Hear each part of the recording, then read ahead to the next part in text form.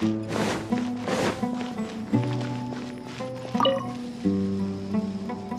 me, did you happen to see where the missing scholars went? You mean the village keepers? Oh, let me think. When I was eating dinner the other day, I saw one of them by the side of the road, muttering away and eating mushrooms and tree roots.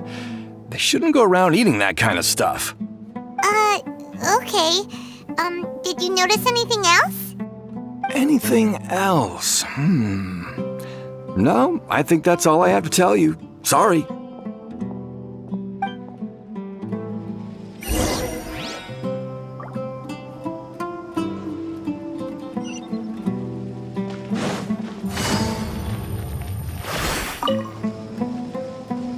The scholars that have gone missing. Have you seen them? Those eyes. Those fierce eyes. You look like a real fighter. Don't change the subject. Right.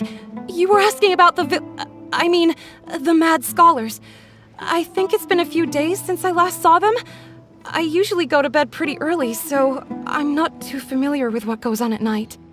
But honestly, I feel quite sympathetic towards them. Even though they act a little strange, they've helped me in the past. If it weren't for them, my house would have collapsed long ago. Do you also think Grandpa and the others are good people? Grandpa? Oh, hello there. It's little Isak. You mean that nice man who looks like your grandpa's long-lost twin, right? He was actually the one who protected my house. I saw it with my own eyes. He happened to be staying near my house that day and was doing something with his hands on the ground. It still feels pretty surreal now that I think back on it. Did someone teach them how to do that? Well, whatever the case, I'll always be thankful to him and whoever taught him to look out for others. I'm pretty sure that if I ever went mad, I wouldn't be able to do anything like that. Gotcha. Thank you.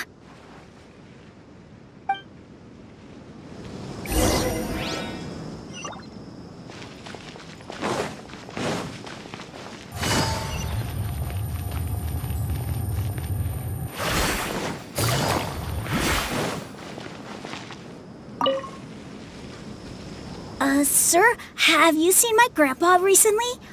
You know, the one who likes to sit and space out near the village entrance. Oh, well, if it isn't Isak. Oh, your grandpa, huh? It's been a while. The last time I saw him, he was spacing out by the road as usual. I went and asked him if he'd like any of the food I had prepared, despite my wife's protests. Like many people, she's really quite terrified of them. And speaking of my wife, she's still always complaining about how I don't make enough mora. That might explain why she's always mad at me. Oh, thank you. Thank you for taking care of him. It was nothing. You're looking for him, right? Did he go for a walk and get lost? Yeah. That's no good. Well, once you found him, come by my place again and I'll cook a little something for the both of you. I've known you since you were very young, so as far as I'm concerned, you're family. Please feel free to come by anytime. Wow, what a nice guy! Okay, thank you, sir. Huh? Don't say anything for now. Isak, stay here. Let's head over there. Stay quiet as you move.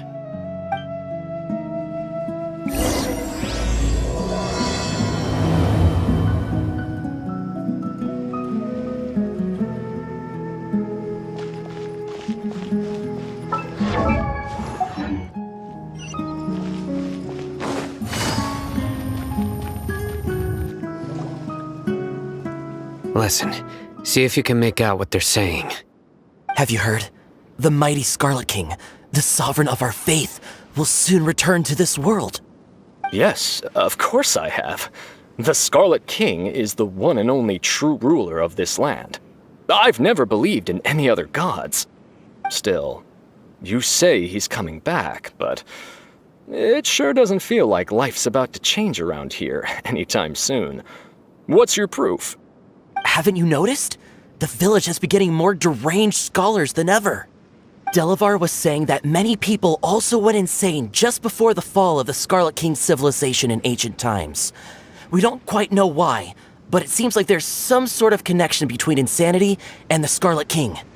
Isn't it a sign of the Scarlet King's power that all the mad scholars have disappeared? If you ask me, they must have been chosen as the final sacrifice for the Scarlet King's resurrection. Huh. Now that you say it, that does make some sense. Does this mean our lives are finally going to take a turn for the better? Exactly. Those city folks will get what's coming to them. Now, repeat everything you've just said from the very beginning. Huh? Who are you? Where did you come from? My patience is running thin. You heard what I asked.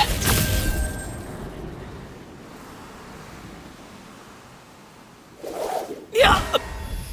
Bro, this guy's something else. Just look at his eyes. One wrong move, and he's gonna flay us alive. Let's not get on his bad side, okay? I am no match for this guy. Oh, okay, good sir. What is it you would like to know? Tell me about the Scarlet King's resurrection. Well, I only know a few things from hearsay. I went for a drink the other day and heard others talking about a rumor that the madmen will disappear, and that the Scarlet King will return to this land. I'm not making this up, I swear!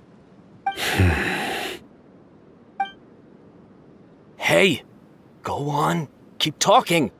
It's true. It's all true, sir. We desert folk have had more than enough of those people at the academia. They keep sending us all their mad scholars and won't let us have a good life. Would you want to live like this if you were in our place? The radicals were even more thrilled than me when they heard the news. We're all praying for the Scarlet King's speedy return. Delavar also said that once the Scarlet King returns to our side, it's only a matter of time before we conquer the land on the other side of the wall. They're all willing to serve under the Scarlet King and fight for a share of the glory. Is that so? Seems like he still wants to know more. Keep talking. Got it. At first, I told myself it was just the drink talking, but then all the mad scholars vanished without a trace, just as the rumors said. Please don't beat me up just for mentioning these rumors.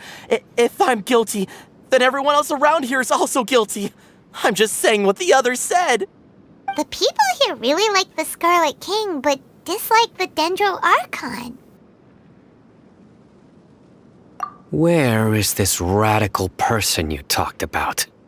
I haven't run into him over the past few days, so he probably hasn't been around the village. What about you, man? Have you seen him at all? No, not at all. We wouldn't dare lie to you. He's really not here right now. Sounds like you're not too close with the radicals.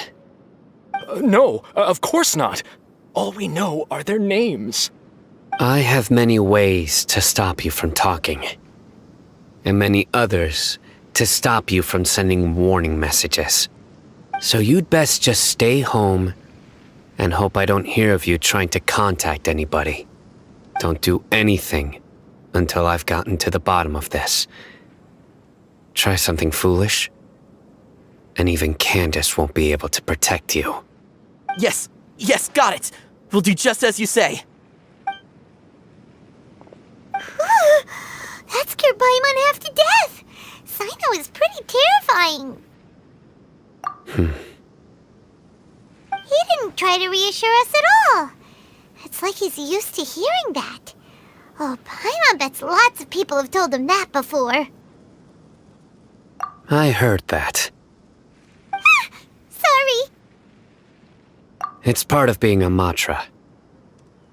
The rumor we heard just now seems like a strong lead, but we need to check a few more places. Very well. Isak! I'm here. Where's your grandpa's house? Well, I can take you there. Just follow me. Join the Eremites and embrace a wonderful new life.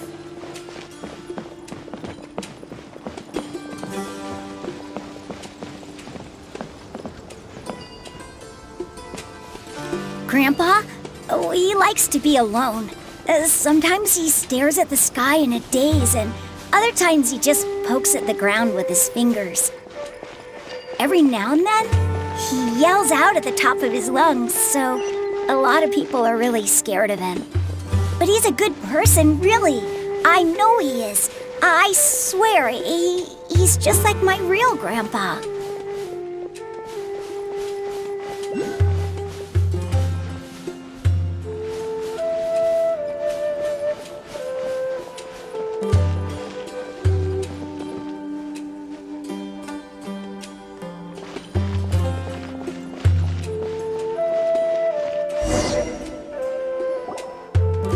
This is where Grandpa usually stays.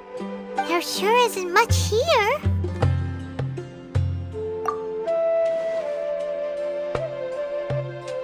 No. Incense? Please don't say it's the same one as before. But are you okay? Are you getting dizzy or need to lie down? There's a scent that you can sense, but I can't. A certain traveler here once passed out from that smell.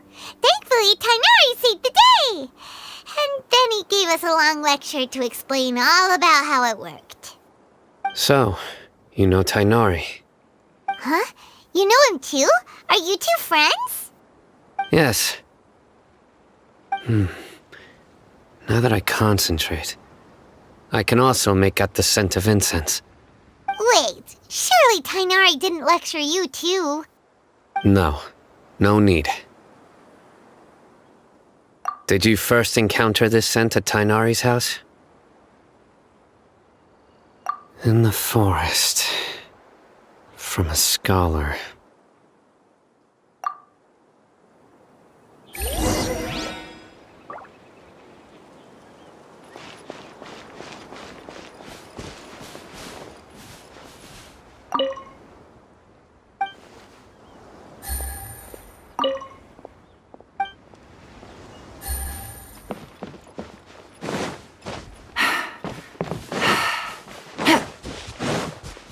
Take it easy.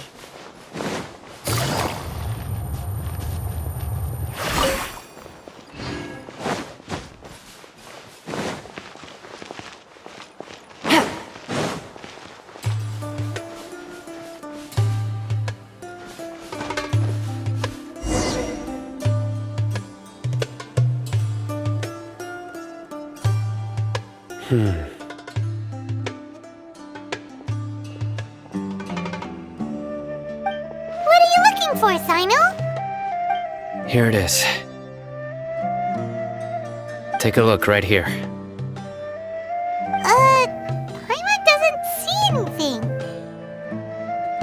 Although the traces have been completely buried in the sand, there are footprints here. From the size and shape, they belong to an adult male. This pattern is a common one from this area. Local shoes. This was probably someone from the village. The scent is quite faint, but still extant. The footprints head in the direction of the door.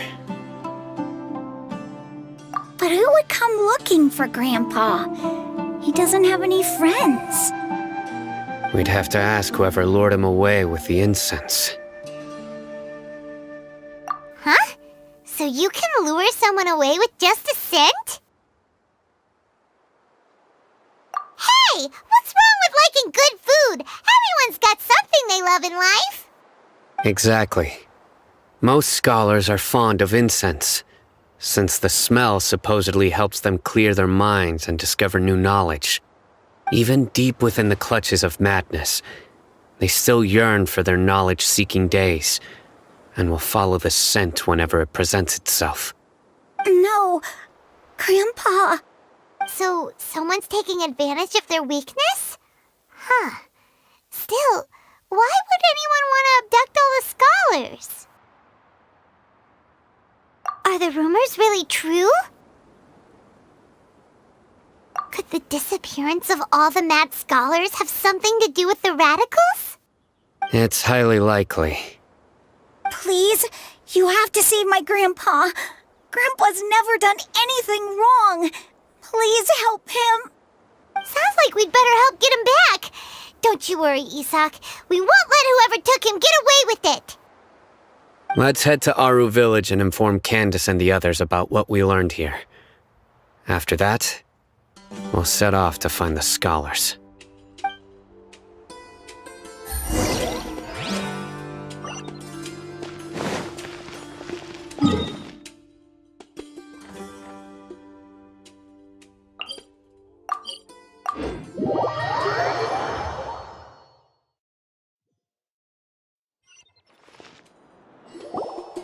Right. The darker fabric definitely looks a lot better. That'd be my choice, too. We're back, Candace! We've got a lot to tell you. Ah, welcome back. Sounds like everyone's friends already. Oh, Dia's here too! You bet. So, everything goes smoothly? Reasonably. Alhaitham didn't go with you? We haven't seen him at all. Huh. I saw him around the village entrance earlier and figured he was investigating with you. I guess he must have gone off on his own. Did you find out anything useful?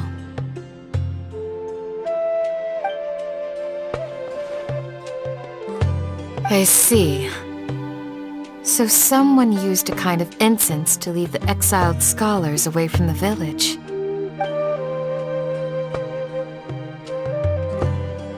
The resurrection of the Scarlet King?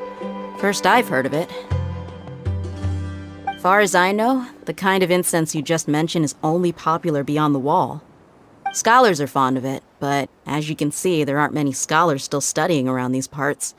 No seller would be able to make a profit here.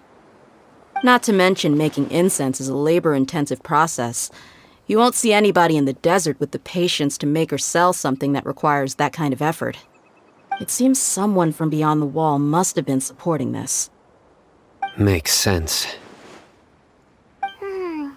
So what should we do then? Do we go back to the academia and search for leads there? If it was any other day, that would be your next logical step. But today, you've got me on your team, so you get an extra tip. Didn't you say that the villager got his news from the tavern? Well, I also like to drink at the tavern, so I know a thing or two about these radicals he mentioned. If Paimon remembers correctly, the leader of the radicals is some guy called Delavar. Ah, yeah. Delavar, the scar-riddled bandit, Engur, the wide-eyed butcher, and Jabari, the duck-tailed bearded crook. The whole lot of them are known around these parts.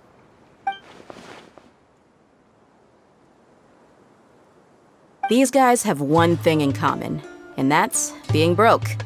The rougher life gets, the more they want to believe in the Scarlet King. Way they see it, the Scarlet King's resurrection is their only chance at overthrowing the academia. Throwing all of Sumeru into chaos is the only way to change the way of life here in the desert. Anyway, that's my guess why they've chosen to become radicals. Dehya, you're amazing! You really know this place inside and out!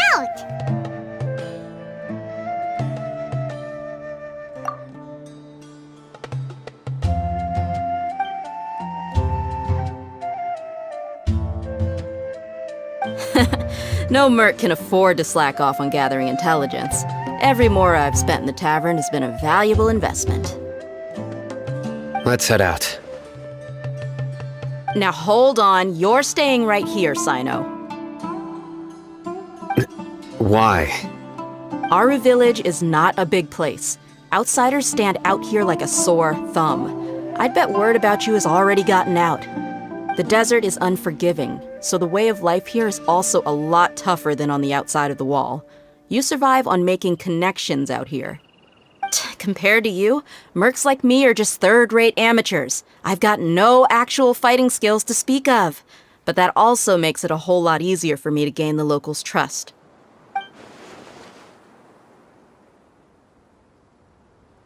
I need to go around and ask some questions, but it'll be difficult if you're with me. Fine. Good. Then we've got a plan. The Traveler and Paimon will go to Caravan Rebot with me, and we'll try our best to figure out where the Mad Scholars have been taken. Cyno, you'll have to stay in the village and continue investigating on your own. All right, sounds like a plan.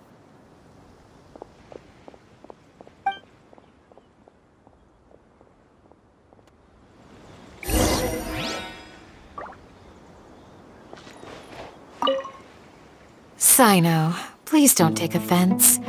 I'm sure Dehya just wants to help everyone solve their problem as quickly as possible. That's why she can be so straightforward at times.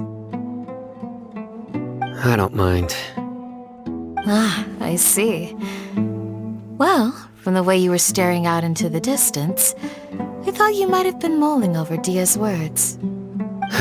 No, I'm used to being treated that way. It's natural to fear strength. I take no objection to it.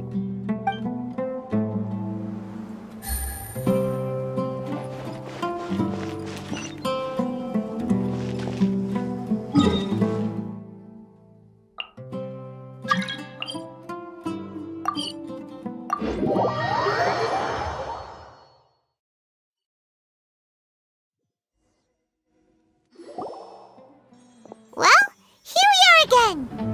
Sounds like you're starting to get familiar with the area. Paimon's amazed every time we see the wall of Samiel. How can a wall this tall even exist? It's almost unreal. I know what you mean.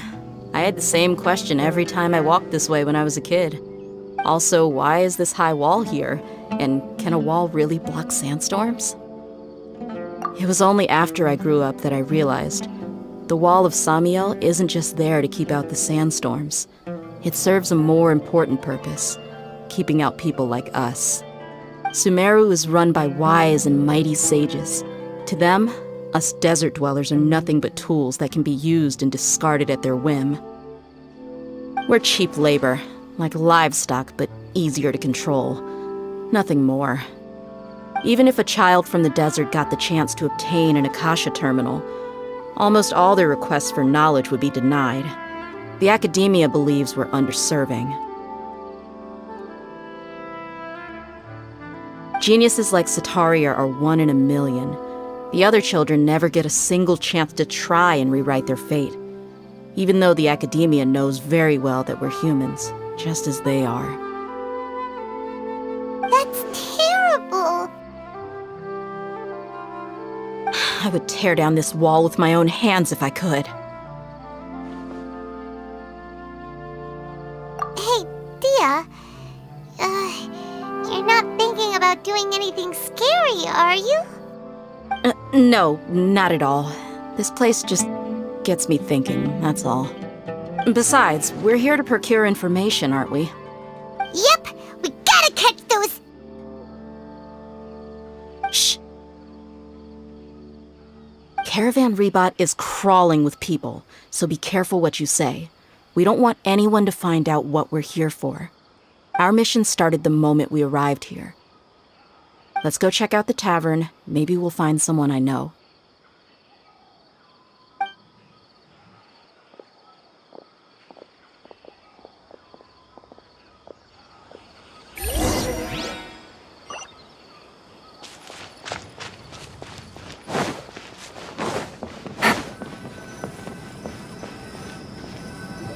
Just our luck. None of them are here today. You mean, you don't see anyone you know? Dehya, is that you? What a coincidence. You here for a drink too? Zaki. Finally, a friendly face. Oh, and who do you have with you here? Guests from another land? Hello. I'm Zaki. Dehya's, how would you put it? Drinking buddy? We've had drinks together a few times. You could say we go back a ways. Anyway, as far as my friends here, they aren't too shabby, are they? You rarely see any Outlanders so friendly and respectful nowadays. Absolutely. Much better than those people on the other side of the wall. So, Dehya, are you looking for someone? Yeah, have you seen Enger, Delavar, or Jabari recently? Of course I have. Matter of fact, we were all here drinking together just a few days ago. I've got a spice trading deal from another nation. I thought maybe Delavar and his friends might be interested. Know where I could find him? Ah, how thoughtful of you. Then I assume you also know that Delavar's been having a hard time making ends meet these days, so you came here to help him out? Hey, keep it down. Let's just say I prefer to keep this deal a secret. Y'all at Caravan Rebot are like family. If there's more to be made, why not do it together? Besides, Delavar and his friends have muscle. They'd be a good fit for escorting the goods. Yes, how considerate of you.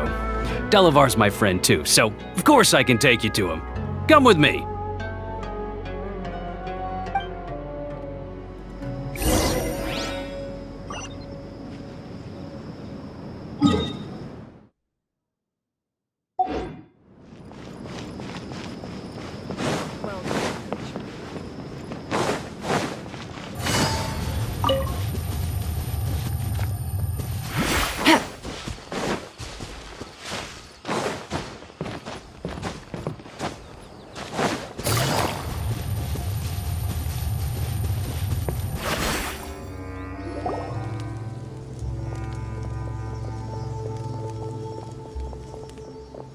Are we there yet?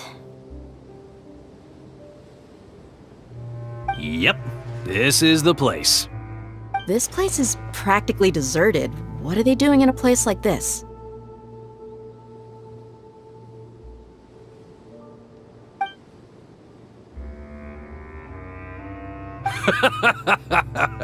Why don't you take a guess? Go on, a wild stab in the dark. You're like lambs to the slaughter. Oh no! It's an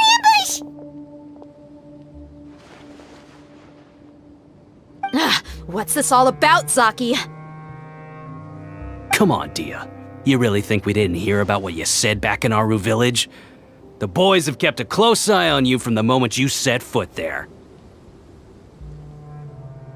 Not only do I know that you're looking for Delavar, I also know that you've teamed up with people from the Academia to look for the missing scholars. So, you've been watching us from the very beginning? Uh-oh. Paimon knew leaving Cyno behind was a mistake! And you left the strongest one in the village, didn't you? Who do you think you are? You really thought we'd fall for your little business deal nonsense? So you and Delavar have been partners all along. Dehya, I guess it's only natural for a traveling mercenary like you to be out of the loop. Those of us who hang around the tavern have stronger bonds than you think. But you got one thing right. We're all looking forward to an uprising in Sumeru. There's nothing more we'd like to see than the desert folk overthrowing the Academia. If that's the case, then I'm sure Delavar wouldn't miss a second of it. I'll be honest with you, if it weren't for what you said in the village, your little monologue about the Wall of Samiel would have convinced me that you're one of us. Delavar. And Enger, you're here too, huh? Long time no see, Miss Mercenary. You should have known the traitors are what us followers of the Scarlet King despise the most. Dehya, I thought that you, a fellow desert dweller, would understand that the Scarlet King is greater than the Dendro Archon. Little did I know, you don't deserve to join us. Yeah, gee, what a missed opportunity. Adopting radical views and kidnapping innocent scholars, all because of some baseless rumors. Anything else I'm missing out on? See? There you have it. Mercenaries are just a bunch of faithless scum with only one thing on their minds. Mora. Pathetic. You're all like a pack of street rats. You're not wrong. Mercenaries are driven by Mora, and my faith lies with whoever's paying me. As long as there's a profit to be made, anyone can become my friend. Enough talking! Get him!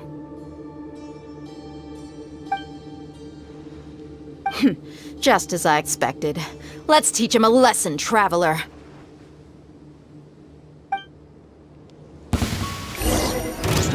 following orders. New punch. Everybody stand back! Take that!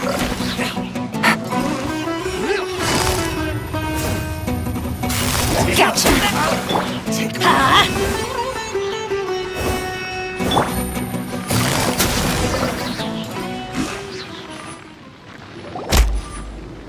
Impossible! Yeah, how could you? So, what do you think about your meticulous network now, Zaki? How did you say it? It's only natural for a traveling mercenary like me to be out of the loop. I'm guessing your informant told you that I'm just an incompetent merc with no real fighting skills, correct? I mean, that is what I said after all. And of course you would believe everything he reported. The only thing you know about me is that I'm a mercenary, but you've never seen me in action. Even though you heard we went to handle monsters together, you believed that Candace was the only one doing all the real fighting. That so-called Flame Mane is just a fraud. She admitted it herself. She just uses her connections to gain the trust of others. That's what you thought, right? Ugh. You lied in the village because you figured that we'd have people watching you. And you were stupid enough to fall for it. I figured as much the first time we drank together. You all thought you were so smart. Pathetic. Okay, that should be all of them. Whoa! So you've been planning this since we were in Aru Village? No task can be done without preparation. I just happened to notice a couple suspicious-looking people while you were out investigating. Oh, but instead of catching them right away, you let them report back! Those two who were snooping around were just a couple small fries. If we want to get the real catch, we have to be patient and give it some time. Oh, you mean the funny name she mentioned back in Uncle Ampu's house? The wide-eyed butcher, scar-riddled bandit, Paimon can't remember them all. That's just a bunch of drunk talk. Edgar and Delavar like to talk themselves up when they're drinking. Edgar, the wide-eyed butcher, and Delavar, the scar-riddled bandit, are the nicknames they came up with for themselves. Alcohol has a way of making people share what they really think. So Edgar and Delavar are always rambling in the tavern about how the Scarlet King is a superior deity. What about Zaki? He's just a numbskull who fell right into our trap. Zaki was probably the best hidden of them all. My initial plan was to find Delavar first, and then try to track him down. That's what you wanted to ask when we were at Uncle Anpu's house, right? Jabari is one of the villagers you talked to. You know, the one who wanted to treat Isak and his grandpa to some food. Wait, so he's a radical too? No, he isn't. I just needed to tack on a random villager name to make the eavesdropper think that I was making some wild guesses based on my impressions. Wow, what a genius idea! Well, that's an expert mercenary for ya. Ah, you're too kind. It was straight from the usual playbook, if I'm honest. So, that thing you were saying before, is it really true? About what? About how mercenaries only care about Mora, and that anyone's a friend as long as there's a profit. Does that bother you? What makes you so sure?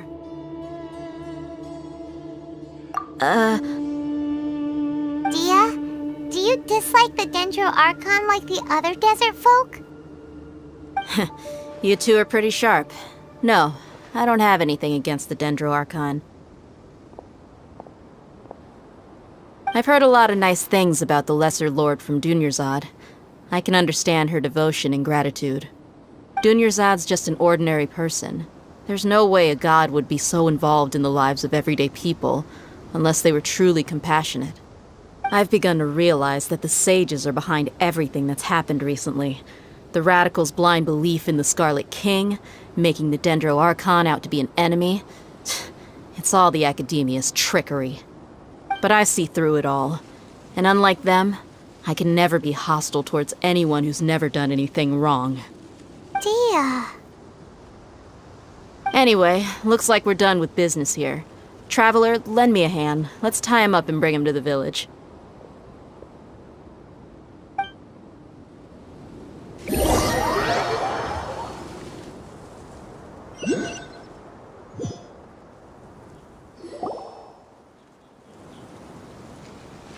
This should be all of them. I'll let you take it from here. All right. I'll be in touch. Until then, please stand by. Candace, do you need any help? Candace will be okay on her own. I trust her, so you can too. She's been guarding Aru village for quite some time now. If anyone is qualified to question the offenders, it's her. While I'm questioning them, why don't you pass some time by exploring the area? I'll meet you back here tomorrow morning, Traveler. As for these idiots, let's just hope they live to see another day.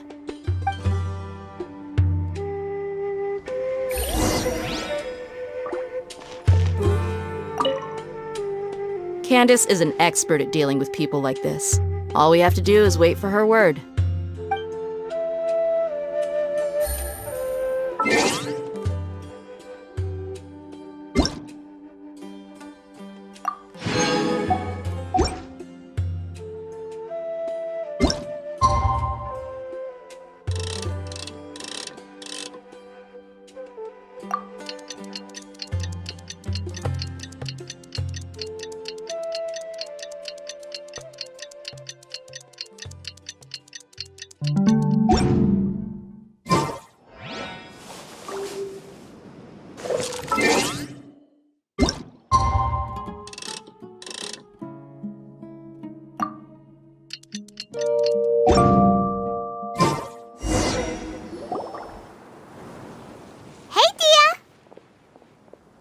Right on time. We'll know any moment now. Paimon's been wondering. You seem to know Candace pretty well. Have you been friends for a long time? We've known each other for some time now. She's a pretty interesting person. Even though she's an extremely strong warrior, she never misuses her powers against others. Oh, Paimon knows what you mean. Like a lot of martial artists say, never take the fight outside the ring. Yep, I guess you can put it that way. It takes strong convictions to be as dedicated as she is, and shoulder that kind of responsibility. Us mercs, on the other hand, we pretty much live from one day to the next. Well, Paimon thinks you're great too. Really? Thanks for that.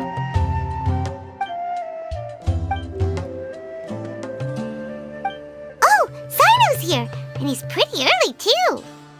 Yes, I was here yesterday to help out a little. To help out? By doing what? Sharing some interrogation techniques. Oh, you mean you taught Candace some more persuasive methods? Right. Come on in, everyone. Come on, let's go inside.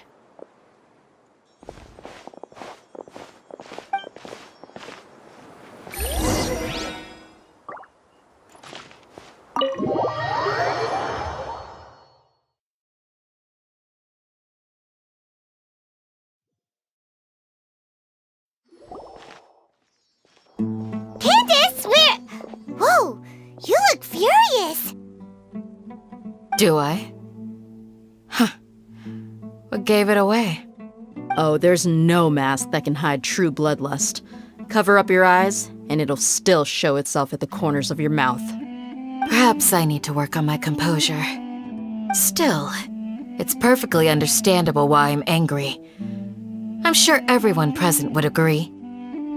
Yes, ma'am. Please, don't beat us anymore. We're gonna die. Well, looks like Cyno taught her well. You fear death yourselves, yet you do not hesitate to place the lives of others at risk. The absurdity is mind-boggling.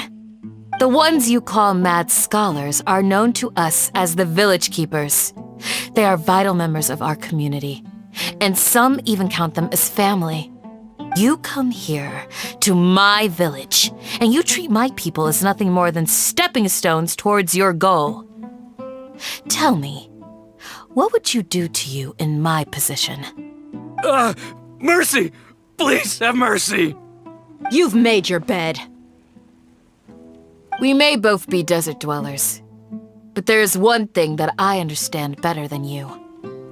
The resurrection of the Scarlet King will only result in war. And war serves no one. The people of Aru Village care little about which god is in power. Life may be tough and tiring, but we wish to preserve our way of life. A war would only cause us to lose all that we have. And that is not a responsibility that you can afford to shoulder. We understand. We're sorry! I'll tell you everything I know, please. Just let us go. I'm listening. You might not believe this, but it wasn't us who came up with this idea. Someone was spreading rumors in the tavern. That's how we ended up hearing about the Scarlet King's resurrection. Some mystery man told us that mad scholars will make the perfect sacrifice to usher in the Scarlet King's resurrection. They give their lives, and we can get anything we wish for. They're called village keepers. Slip up again, and you'll regret it. Yes, sorry. It was all that mystery man's doing. He told us to spread word about the Scarlet King's resurrection and talked us into helping him. In return, he said he'll help facilitate the resurrection process. I'm not sure. That's one. Huh? One what? Strike. You get a total of 3. Then, you die by my hand. Wait, I'm telling the truth. We don't know anything. It was all him. 2. He got us to lure them out of their houses in the night with some kind of incense. We take them to a junction outside the village. Then the mystery guy takes them from there. You gotta believe me, please. I'm telling the truth, I swear. Just ask them if you don't believe me. That was indeed the truth. Traveler, go on.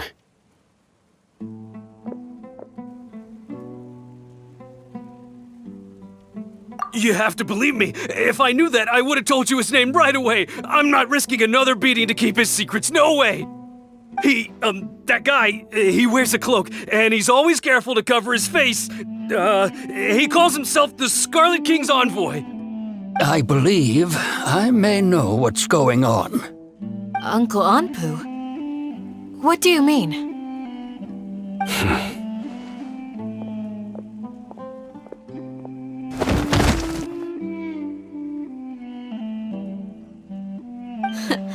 Smooth. Okay, speak. If my suspicions are correct, this mystery man they speak of could be from the academia. Some time ago, people from the academia attempted to take the village keepers away. I refused, insisting that they are part of our community.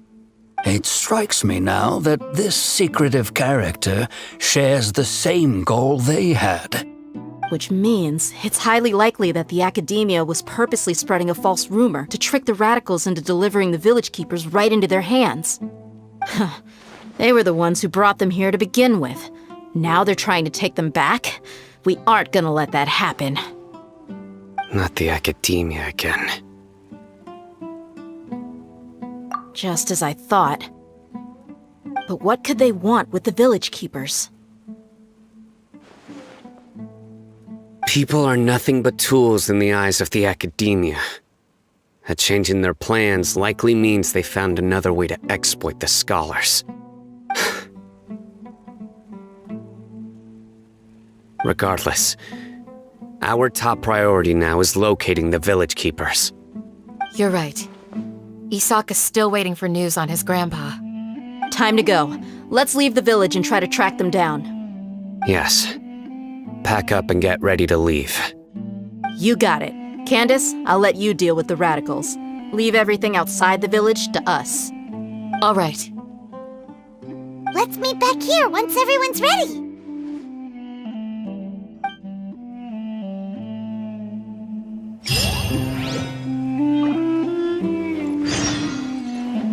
What scheme is the Academia brewing now?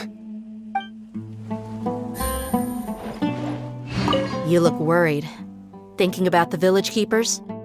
Yes. I'd look for them myself if I could. As members of our village, each one of them is very important to me. You have a strong sense of belonging here. I guess I'm the opposite. Mercs are stray dogs, wherever they go. Dehya, don't say that. You can be a part of this community too. Thanks. I'll let you know when I feel like joining.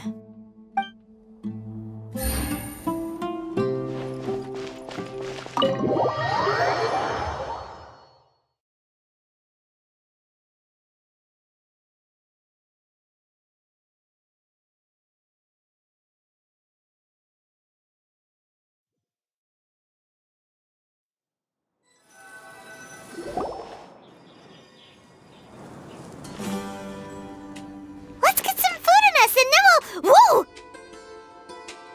Where did you come from? Well, as you can see, I am merely sitting here and reviewing what we have deduced thus far. You were gone for ages, and now you're suddenly sitting here musing to yourself? Where have you been anyway?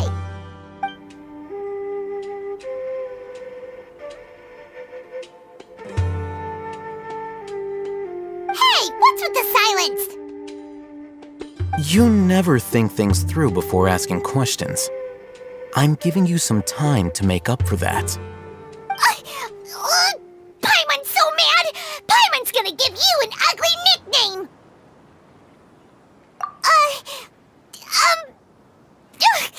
Never mind! Paimon's got nothing. There's just nothing super obvious to pick with this guy. It makes it so hard. Well, you've heard nothing to suggest I left this whole time. So clearly, I stayed in the village to investigate. Anyway, you plan to leave Aru village and keep searching for the truth of this matter, yes? Yep. We're not gonna find out anything more by staying here, so we thought that we might as well take the search elsewhere.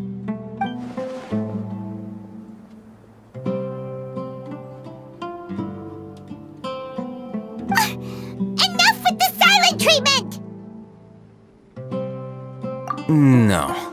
I'm just surprised that you decided to team up with him. Alhaitham, you haven't helped us out at all ever since we arrived at Aru village.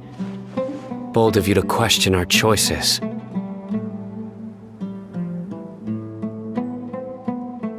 Yeah, you're all talk! While you were investigating, I had my own work to do, which I've now finished. Really? Paimon doesn't believe you. To be honest, we aren't really a team, so I have no obligation to inform you of my whereabouts. Not to mention that going separate ways allowed me to find some important information that you all had missed. Huh? Right here in the village? Correct. What did you learn? I'm going to take you to someone. But before that, you need to understand where she's coming from. What does that mean? How do you think the residents of Aru village feel about what we're doing? In other words, do you truly believe every single word the villagers tell us? You mean, some of them lied to us? Hiding the truth does not necessarily equate to lying. Again, these people have their reasons. Remember what Candace said? Most people in Aru village don't necessarily care which deity is in charge of Sumeru. That's because whether the Scarlet King or the Dendro Archon has power is of little significance to them. By contrast, the perils of their daily lives are ever-present concerns. They won't simply share everything they know with you without good reason. That's why you believed there was no further information to be found in this village. Glad you're following along. Among those you have talked to, there's someone who was consciously keeping you out of the loop. In fact, she's been observing your every move since you arrived. The reason being, to someone who only wants to live their life in peace, any external factors introduce unpredictability into the equation. Those eyes. Those fierce eyes. You look like a real fighter. Don't change the subject. It's quite obvious that she's intimidated by Cyno's authority and strength. Right. You were asking about the mad scholars. She corrected herself mid-sentence because she's aware that there are Scarlet King fanatics in the village. If she sounds too friendly towards the village keepers, she could easily make herself the radicals' next target. I think it's been a few days since I last saw them. I usually go to bed pretty early, so I'm not too familiar with what goes on at night. Remember? She made a point of denying her involvement in anything that occurs at night. But honestly, I feel quite sympathetic towards them. Even though they act a little strange, they've helped me in the past. If it weren't for them, my house would have collapsed long ago. After speaking to the village chief, it became clear that the village keepers had protected Aru village at night. In other words, the young miss was very much awake during that time. Then why would she lie? By getting involved with an outsider, she risks drawing unwanted attention to herself. As for why she might be so wary about all this, maybe you should ask her. I'll pass on this one. You said that she is afraid of me. If so, it's best if I stay out of this. We're on it!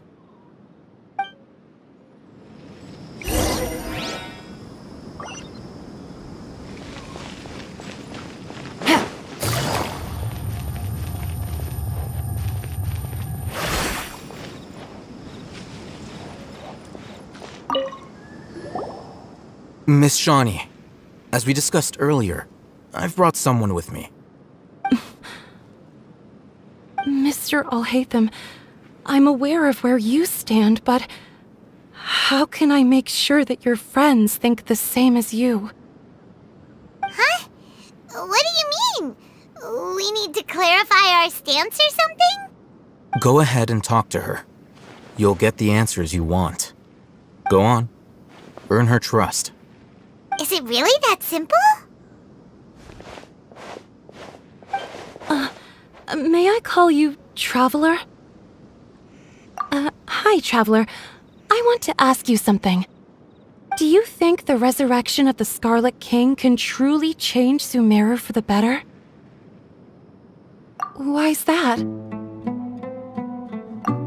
That's very similar to what Miss Candace says. I know you two are friends. That's why I'm willing to talk to you, even though I do have some reservations. Before, I wouldn't even have the courage to ask something like this. Traveler, do you believe our lives will get better? Yeah! We came here from another nation, so it isn't wrong of you to be weary. And we aren't really residents of any one nation.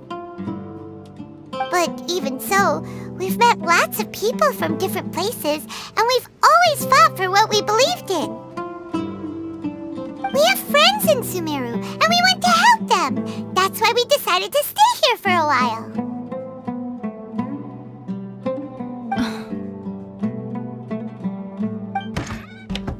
I want to trust you. My apologies for posing my questions like that. To be honest, I didn't expect you to come back for more information. Alhaitham told us you have your reasons. It's okay. We understand. The fact is that only one side of my family is desert folk. I don't really fit in anywhere in Sumeru. Some believe in the Dendro Archon, while others believe in the Scarlet King. I don't belong to either side, and neither side would want me. Speaking of which, the radicals mentioned that they despise traitors. Do they just think that anyone who's different from them is a traitor? Yeah. Some people can be so narrow-minded when it comes to bloodline and beliefs. It makes no difference what I say or how I behave. I'll always be suspected of having ulterior motives. Slowly, I just stopped talking to people. I pretended not to hear or see anything. All I want is to live my life in peace. And then it happened. The village keepers who had helped me disappeared with no explanation, and I didn't dare breathe a word about it to anyone. Until now. You can tell them. I'm sure he'll keep your secret. All right. I'll tell you what I told Alhaitham. I actually have a sharper sense of hearing than most.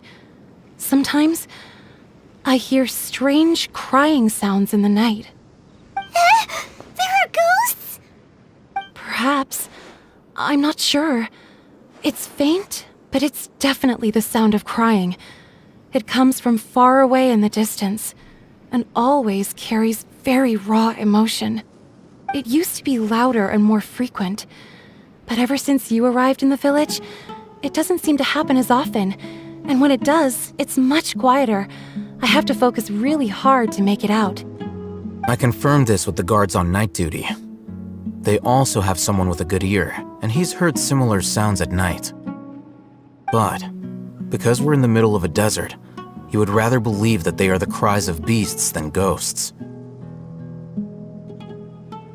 There's really nothing around these parts, except for an old hospital not far from the village. I think they used to use it for treating Elazar, but it's been abandoned for years.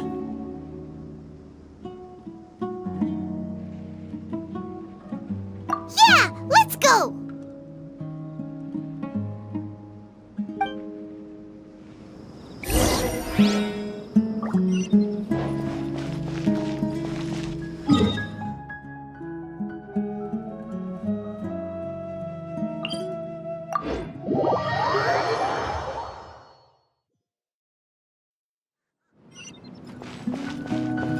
Take it easy.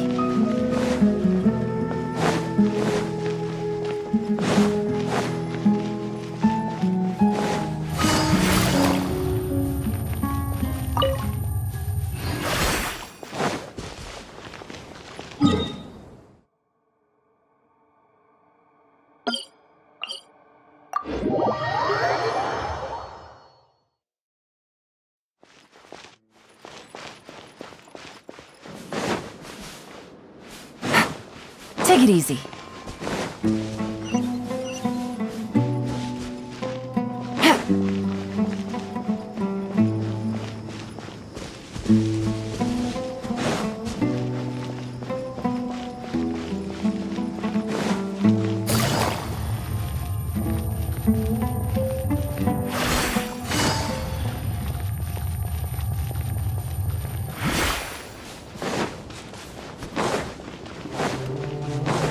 Take it easy.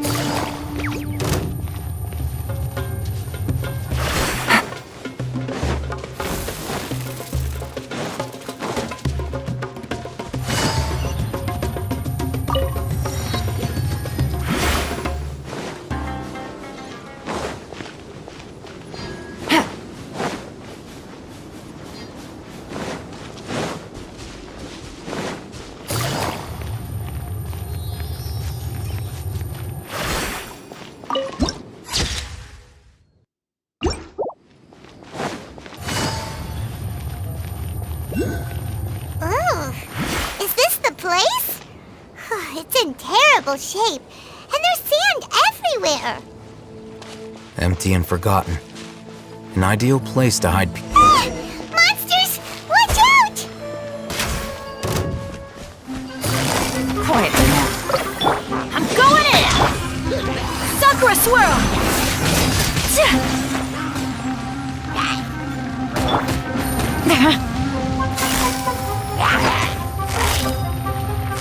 Busted. Quietly now.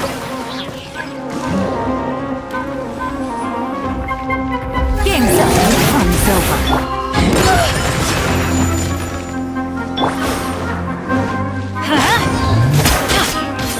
Everybody stand back! My apologies! They were easier to deal with than Paimon had expected. Super strong bandits? Or monsters taller than buildings dropping out of the sky? Or, something like that. He looks super serious. We gotta stay on our A game too. This is the one.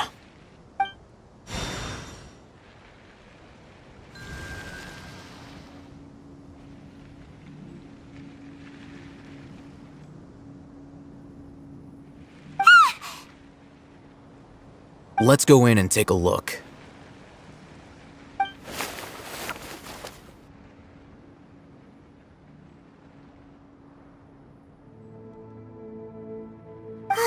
Hey, Alhaitham, we haven't found squat. Are you sure we aren't wasting our time here? Patience. Shawnee says she only hears the crying at night. We have time to burn. Until then, I'm taking a break. And just like that, he sits down. Wait, he even brought a book to read? What are you reading? Let Paimon see! Okay, sure.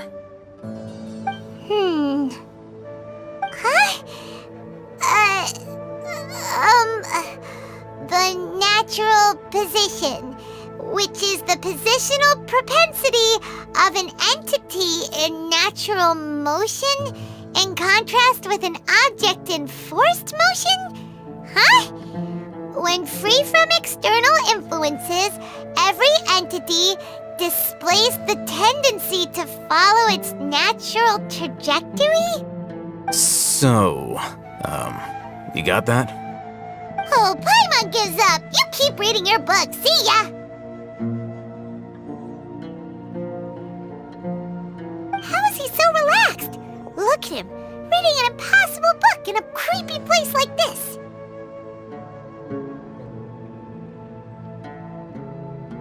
Hey! Paimon's your Tibet travel guide! Paimon knows plenty of useful stuff already!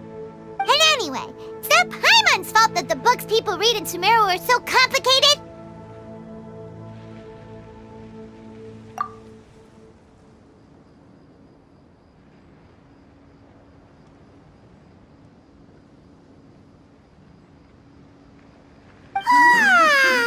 Paimon's getting so sleepy. Huh? What was that sound? There it is. It's coming from that direction.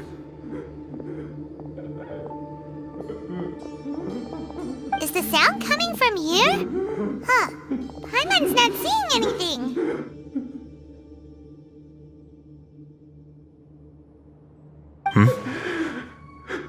It's from below. But there's no way we can get down there. Something is off about the interior here.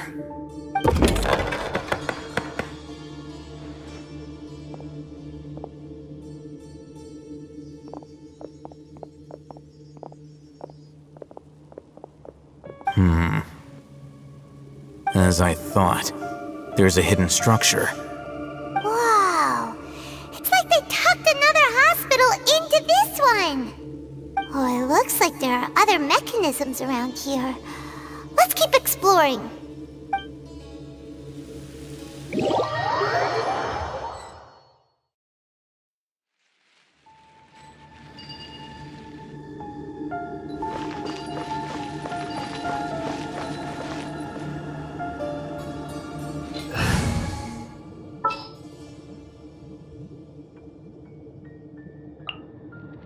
Everything's ready. Let's...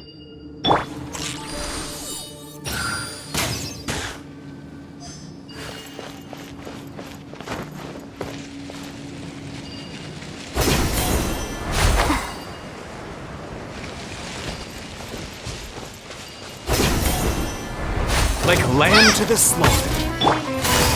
Gotcha!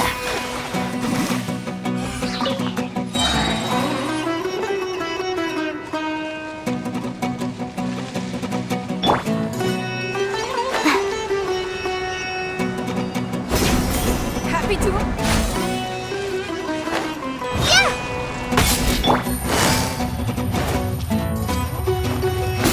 Busted! Take flight! Yeah! How heartless. Take it easy.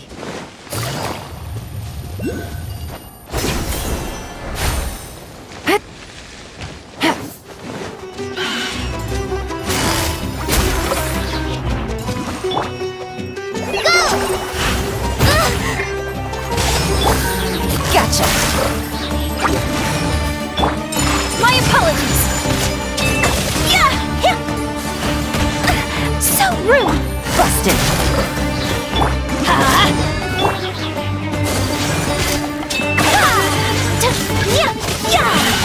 Embrace the ice.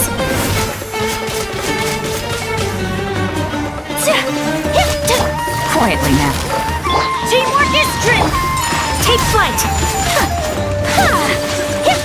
Busted.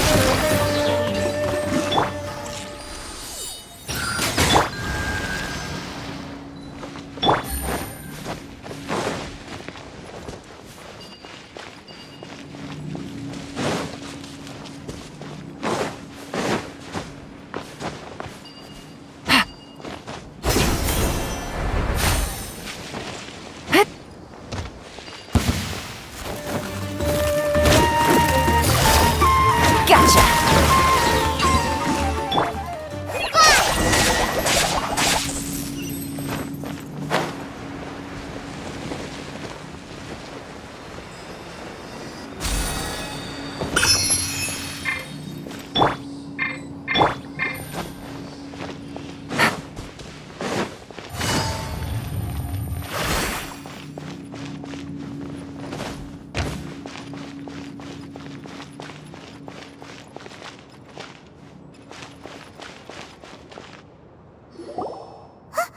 Look! There's someone over there! Good idea. Let's approach him slowly without alarming him.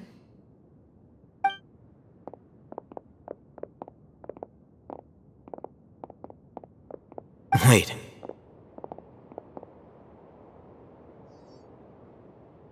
You're...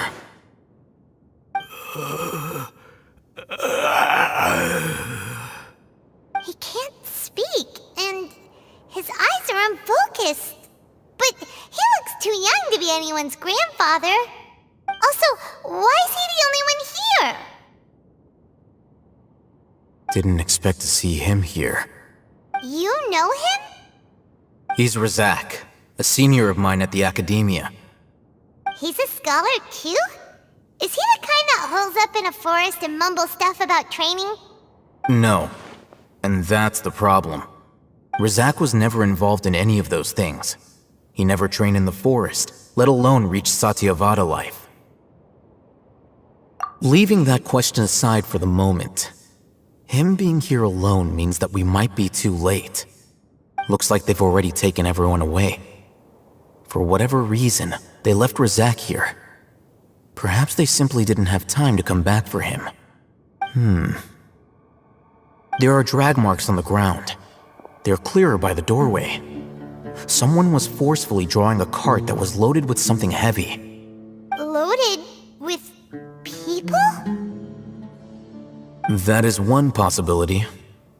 It looks like they were in a hurry, as if they were afraid of being caught.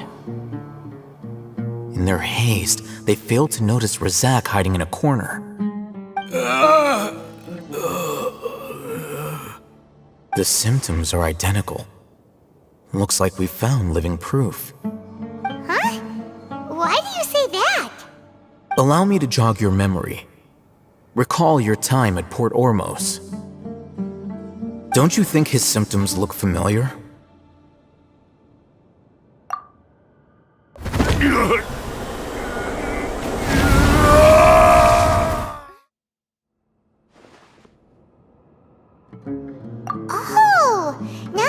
mention it, they're acting the same way.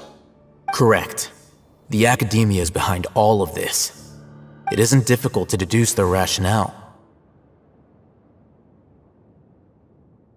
First, the Academia spread a false rumor of the Scarlet King's resurrection, emphasizing the role of the village keepers, the mad scholars who were exiled to Aru Village. These rumors were all the persuasion that the radicals needed, and those based in Aru Village leapt into action. Unbeknownst to them, of course, through rounding up the scholars, they were actually helping the Academia. As well as being able to exploit the radicals for their own ends, this scheme has one further advantage to the Academia. All the risks and responsibilities are offloaded onto the Scarlet King's followers. Life for the desert dwellers has been brutal ever since the Scarlet King's death all those years ago. Beneath the surface, feelings of desperation are widespread. Many would give everything they have for the prospect of something better.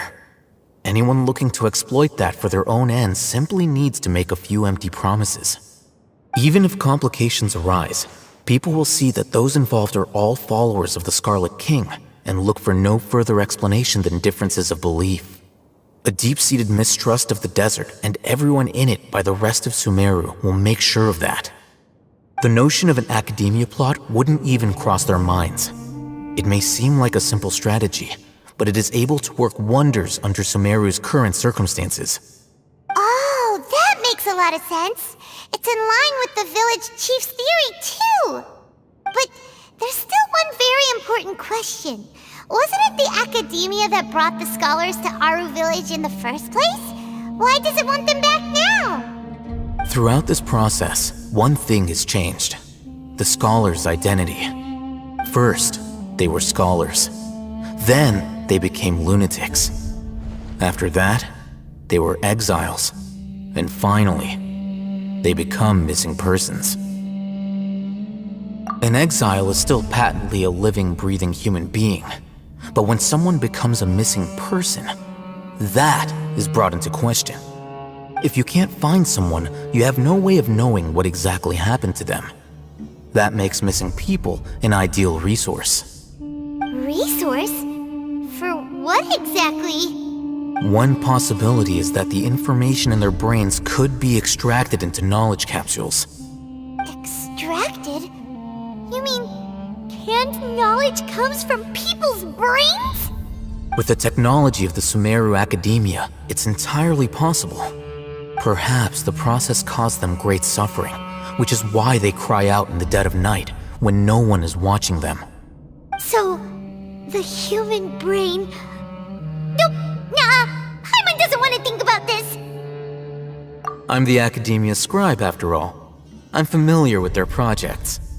Anyway, judging by Razak's state, the contents of a divine knowledge capsule were extracted from his mind, but something went wrong in the process.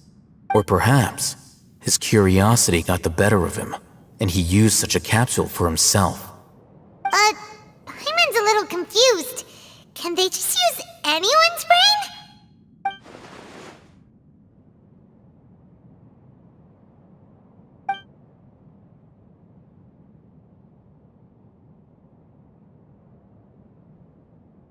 The look on your face tells me you've realized the answer.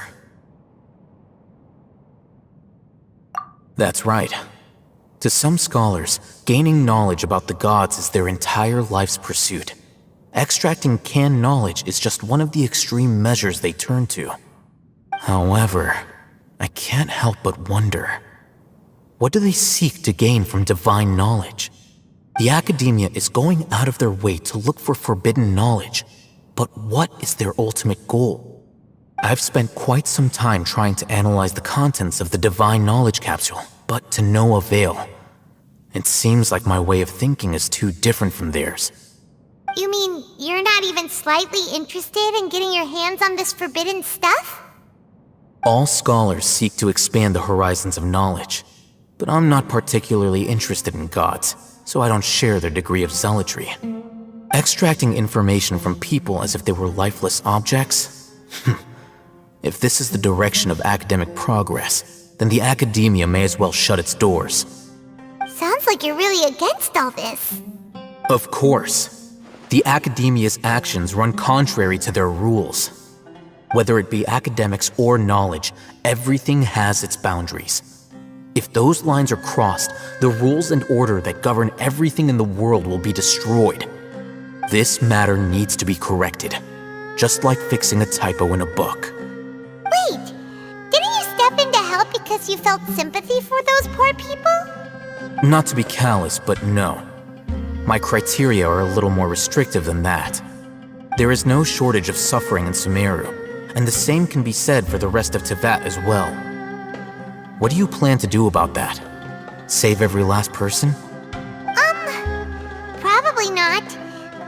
Paimon's not sure. You can say that. Simply put, I don't blindly place my faith into strength or heroism. I do what I want. The Divine Knowledge Capsule is something I want to investigate in full. That doesn't mean I'm willing to take action for the sake of a few strangers.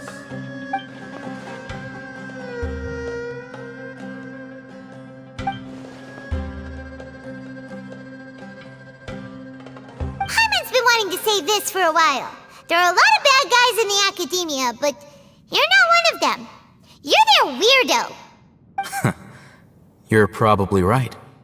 Though I must say, I quite enjoy this feeling of being the odd one out. Uniqueness is also an asset, is it not? Wow, that's a great way to think about it. Paimon's really impressed. If only Miss Shani had a similar mindset, her life would definitely be a lot easier.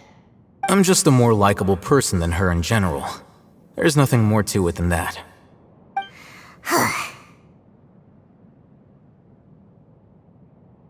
He won't last long if we leave him here. Let's take him with us. We'll work out our next step after we return to Aru Village.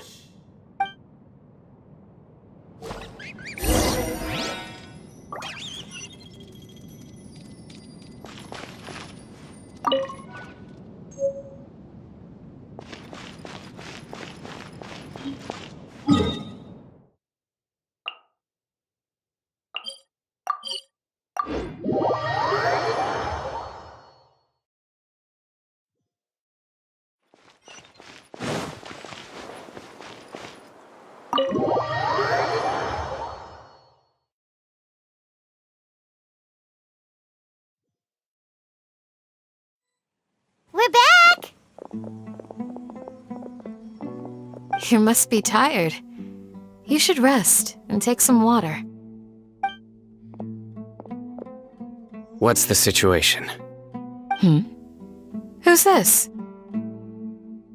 Unfortunately, somebody who's too young to take on the role of Isak's grandfather. Nevertheless, he's one of the people we're trying to find.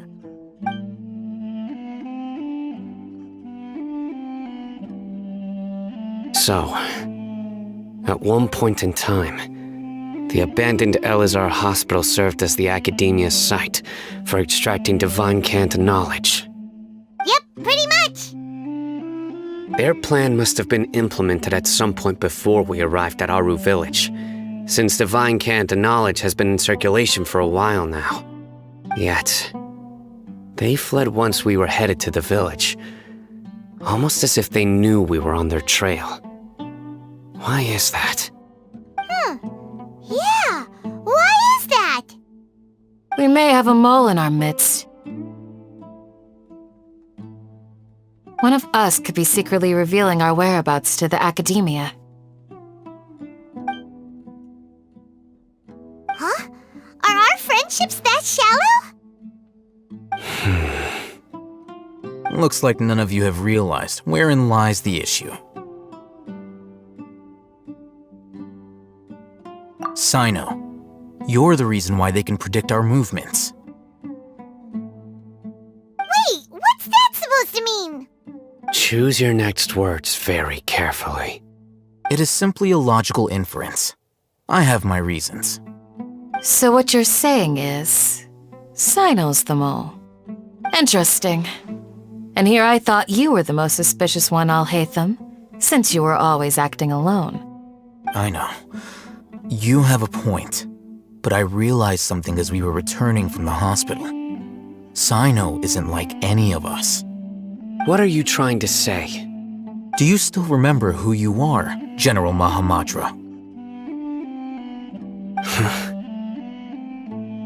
As a Matra, you are no doubt privy to certain kinds of information. Before you can take action against someone, you are required to have all the facts available, including the less than savory details.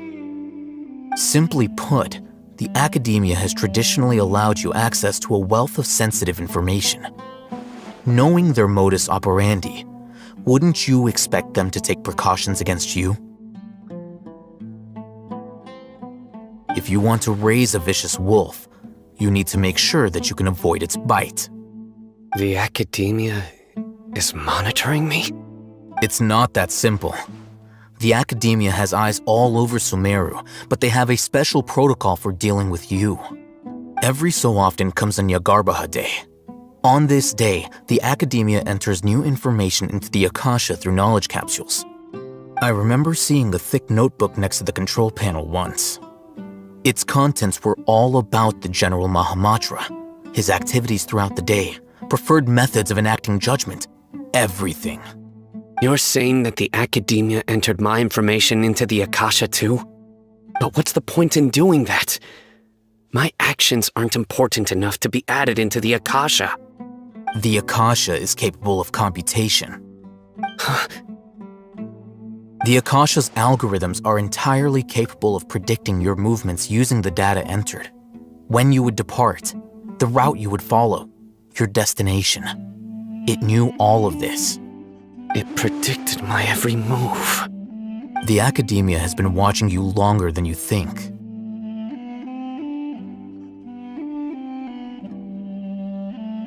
So that's how it is. Cyno adheres to his principles so strongly that he's actually a thorn in their side. Tenacity of will and steadfast faith are worthless to the academia. They need scholars who are easily pliable and mindlessly go after anything they can profit from. Cyno, don't take it to heart. This just proves how much of a trustworthy ally you are. They escaped because of me. Don't blame yourself. It's not like any of us would have known. I have an idea. If they predicted my movements, then I might be able to guess where they went. Whoa, you bounced back fast. There is always an opportunity for safety after danger passes. Oh, so that's how it is! Paimon gets it now! If the academia is trying to avoid Cyno, then the safest place would be... Yep, that's right! They'll want to proceed in the direction opposite of where I'm going.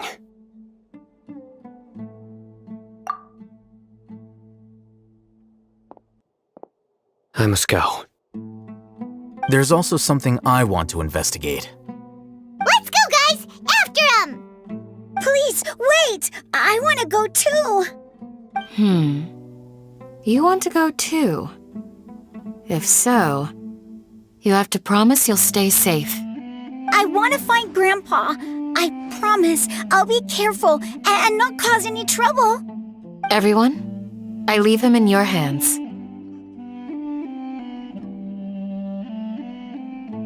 Yay! Let's go! Remember to pack some food with you!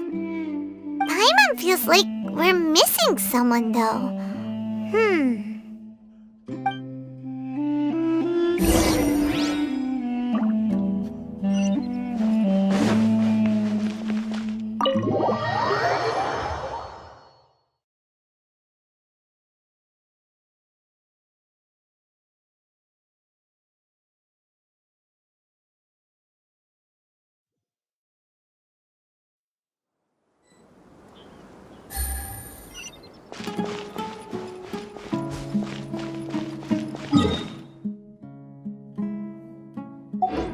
Take it easy.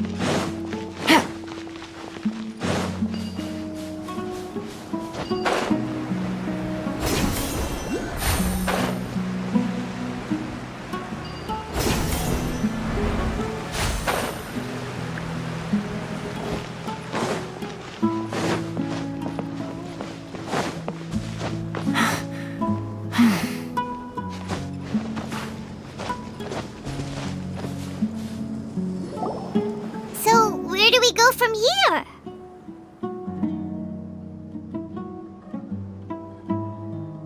Yes. After leaving the village, we should head straight toward the desert.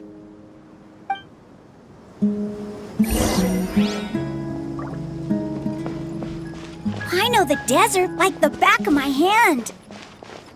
Is that because you play here a lot? Yep. One time, Grandpa almost got lost in the desert, but I was the one who brought him back.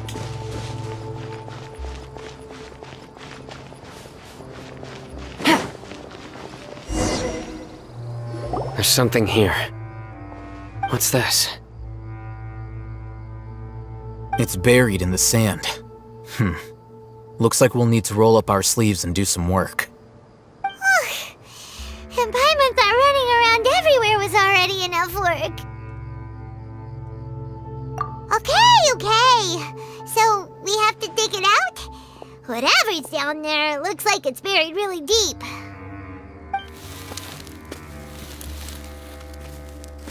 These are likely fragments of an Academia-developed device, something akin to a headset. Looks like there were more than one village keeper. They must have been escorted this way because there are device fragments scattered around here. Let's split up and search the area. Chances are that we'll find other things nearby.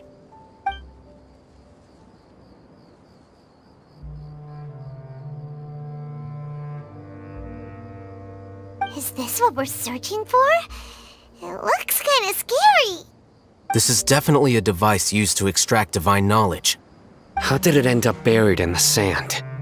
That can't have been part of the plan. They must have been attacked along the way. Wait, what?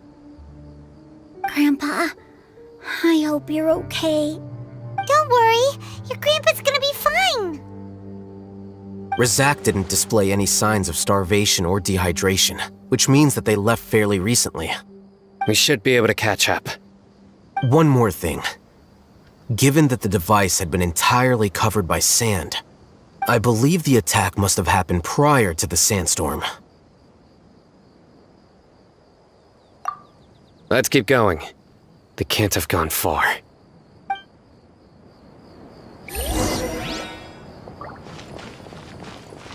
Ugh, but running on sand is so tiring. But you're flying, aren't you, Paimon? Is flying over sand tiring too? Ugh, of course it is!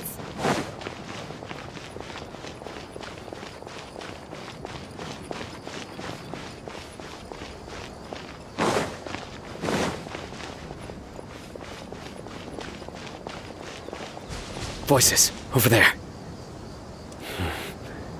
It sounds like an argument. Whoa, you have really good ears. Don't get any closer. They'll notice us. Dehya's talking with the Eremites? Very interesting. Let's listen in. If you had informed me sooner, there'd be plenty of room for us to... You're one of us. We would never lie. Scholars. You don't know as much as I do.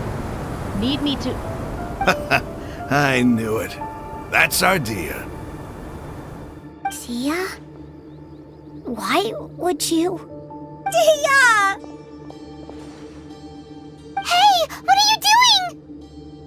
Huh? Didn't you say you'd help me find Grandpa? Why are you on their side? Well, look who's here. Ain't that something? This complicates things. You've betrayed Aru village? So, this is the great General Mahamatra. Dehya, you'd be better off as my assistant than hanging around with this motley crew. Seen for yourself, I have the means and methods, and my ideals are far more admirable than theirs. I'm not the type that's easily swayed, Raman. You of all people should know that. Wait, what's going on, Dehya? Whose side are you on here? Shut it, Paimon. It doesn't matter. Whichever side you pick, nothing could deter us from the grand mission of resurrecting the Scarlet King. Once our Lord of Old returns to this land, we will have a new beginning. Face the facts, Raman. It's not gonna happen. You should understand that more than anyone. Have all your years as a merc taught you nothing about placing hopes in a ruler? I'm a desert dweller and a proud follower of the Scarlet King. Whether I live by the edge of the sword or in peaceful comfort, my soul will always carry this conviction. It's not too late yet. The village mad scholars aren't gonna bring the Scarlet King back to life. You don't understand, my dear lady. Pursuing our faith is our purpose in life.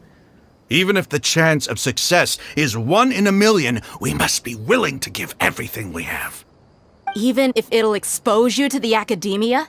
Even if they end up disbanding the Eremites? Your Eremites, which you've worked so hard for all these years? Yes. We've waited a long time for this day to come. The sun and the moon no longer shine here. All you see now is cracks in this desiccated land. But fate has finally dealt me a hand to play against the Academia. With these scholars in our custody, we'll stomp the Academia's forces and fight our way beyond the wall of Samiel. Ridiculous. Think about it. The Academia controls the entirety of Sumeru. Your powers are negligible in comparison. If you still don't believe me, then try asking these 2 men. They're also against the Academia, but neither of them are as arrogant as you are. They look more like pawns of the Academia to me. Why would I listen to anything the people of Greater Lord Rukkhadevada have to say? Filthy traitors. Your god abandoned all honor and betrayed the Scarlet King. We desert dwellers will never trust the likes of you. It's impossible to communicate with someone so hostile. Perhaps we should. Do you really believe that by kidnapping the scholars, you'll be able to negotiate with the Academia? These people have no value as bargaining chips, but I could be persuaded to take their place as your next hostage. These scholars were exiled from the Academia. I, on the other hand, am their current scribe, and will be a much greater asset to you. Wait, you can't be serious. So, you want to trade places with the hostages, do you? Precisely. Any wise person would gladly accept my offer. What are you thinking? What if they decide to kill you instead? Well, that would be bad luck for me. However, I'd get the chance to observe the scholars, perhaps even find out the truth. Think you can talk me over with that confident look of yours? I'm not trying to persuade you. I'm using this as a means of joining forces against the Academia. You are the scribe. What do you have against the Academia? Not all desert dwellers believe in the Scarlet King, and the same applies to the Academia. Why must all knowledge seekers approve of the Academia's way of doing things? You Academia scum! Every last one of you is nothing but a hypocrite, just like everyone else on the other side of that wall. I've made myself clear enough. I won't listen to another word from the Dendro Archon's people. Not so fast. Alhaitham, do you stand by everything you just said? I never make empty promises. You know you're making a dangerous decision, right? I do. Good. Raman, hear me out. These people are my friends. Maybe you can't take the followers of the Dendro Archon at their word, but what about me? Do you trust me? We've known each other for years. Of course I do. In that case, I'm willing to vouch for their honesty with my right arm. Come on, Raman, don't be a coward. If you're serious about taking on the Academia, you need to steel yourself. You can't be afraid. An arm from the Flame Mane. You've piqued my interest. But what if you refuse to oblige? What should I do then? No one's a fool here, Dehya. We're mercs. The mercs don't tend to live long unless they have their wits about them. You're not wrong, but this is different. I promised my friends that we'd bring back the village keepers together. Let's do it right here, then. Give me your right arm as proof of your resolve. Don't listen to him! He's not even trying to negotiate! He just wants to make things more difficult! That's fine. Are you crazy? We came here to save lives. One arm for that many people is still a pretty good deal, if you ask me. Rahman, I'm holding up my end of the deal here. You'd better not let me down. Sure. Go ahead and cut off her right arm.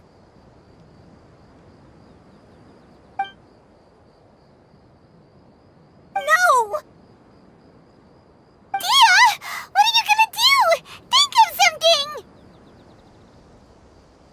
You don't have to go this far. That's not for you to decide. Do it! Dehya! Run!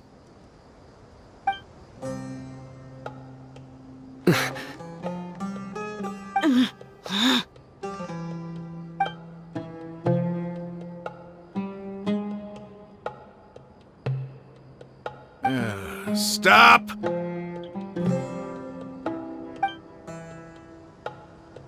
What's wrong? Can't do it? Flame Mane, you and I are both desert folk. Cutting off your arm is no different than cutting off my own fingers. Where's the sense in cutting my own kin to pieces? You've shown me that you're serious. Go on now, take your friends and leave. Meet me in the desert at noon tomorrow.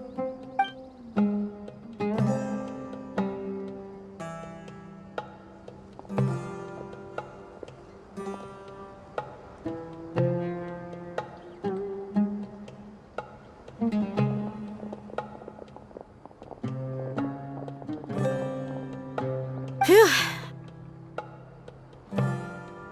I was really counting on him not going through with it.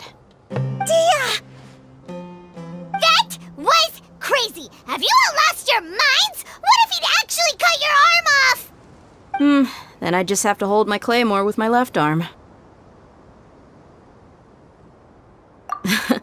Okay, I'm sorry. But sometimes when you're out on a limb, you gotta double down to seal the deal, you know? Don't ever make a promise like that again. I can deal with the likes of them. If it came down to it, you would not lose to them either. I don't doubt it, Cyno. But this is about more than me and them. There's a lot more where they came from. Even if we got rid of one bunch of radicals, there are others out there. Wiping them out would do more harm than good. As you wish. I'm sorry, Dehya. I should have stayed put and listened. I should have trusted you. It's okay. I promised you I'd help find your grandpa, so I'll do whatever it takes. Whatever it takes? You just might be scholar material. Huh? Are you serious? The Eremites once said that I was a lunatic. Perhaps a little madness is essential to be successful in research. Why does it feel like he's using his praise for me as an excuse to brag about himself? Okay, let's get moving. We should head back to the village and rest up. Today was just a trial run. Noon tomorrow is gonna be the hard part.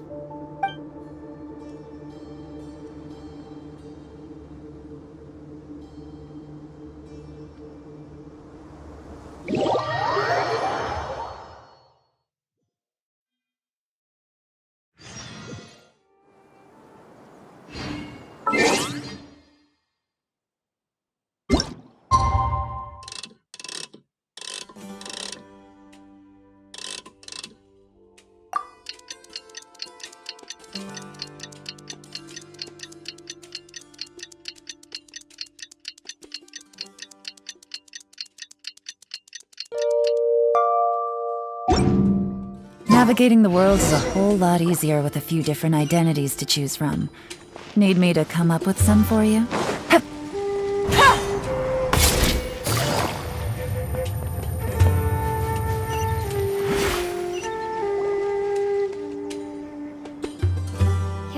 here so early?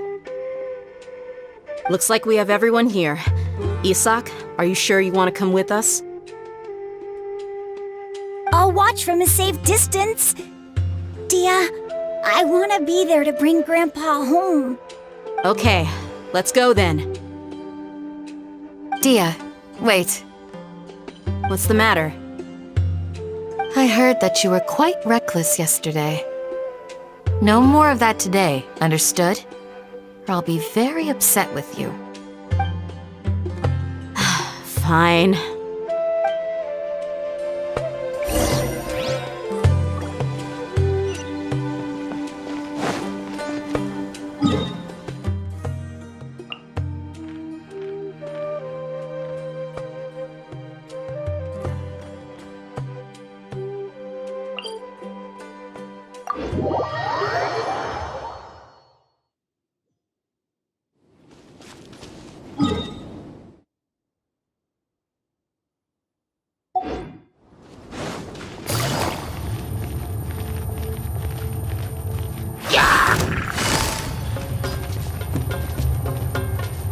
Quietly now.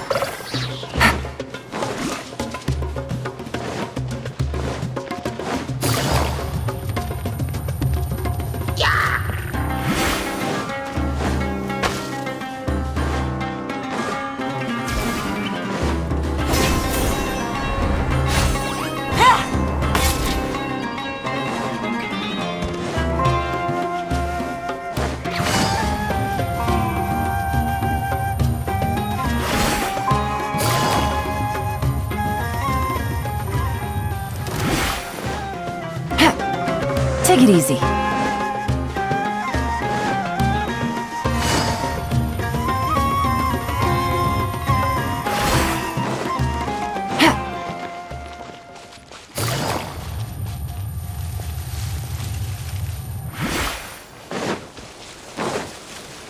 Take it easy.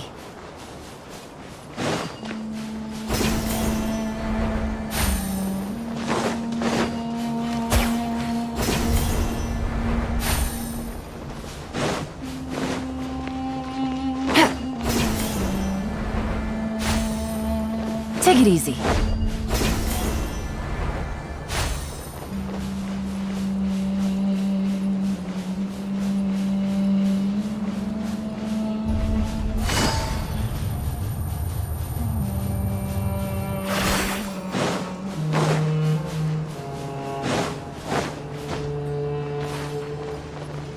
How was I so...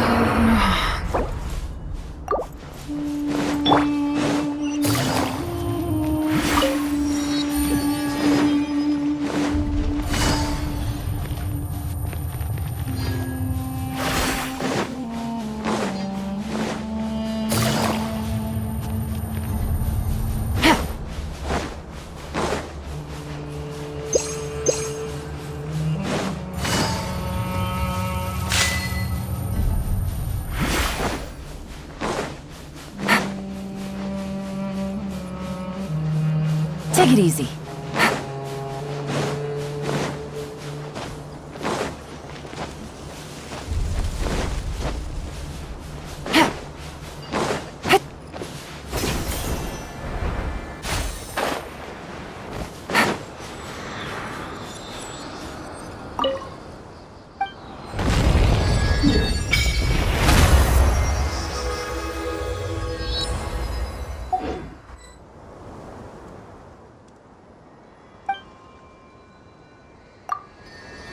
Take it easy.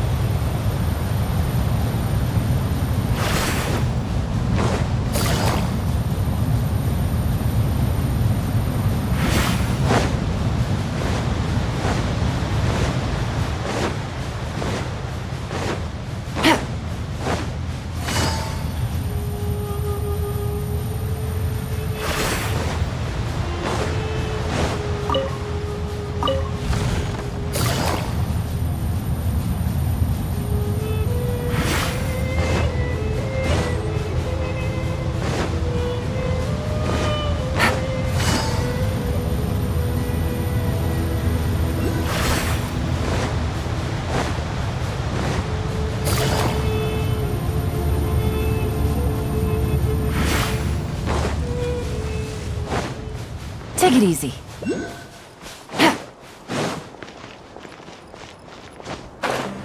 Take it easy.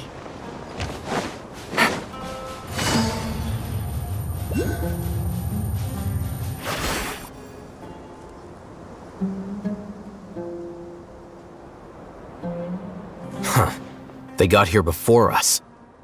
Uh-oh. Is it because Paimon overslept by 5 minutes and held everyone up? Is everything ready? Absolutely. Although, you brought fewer people than I imagined. Bring him over.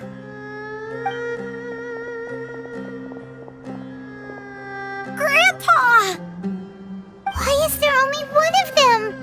Rahman, I've always thought of you as a man of his word. What's this about? It's a one-for-one exchange.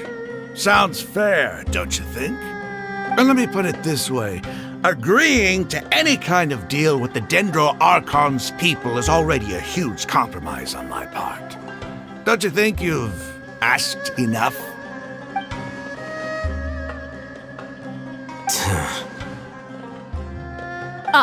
You stay right there!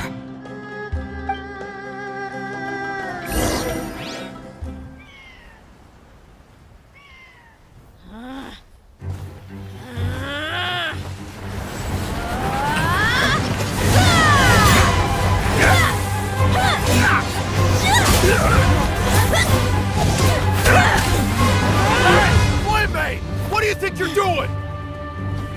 Grandpa! Don't you see this blade here? You coward! Why are your hands shaking? Wait a second! It's a earthquake! Grandpa!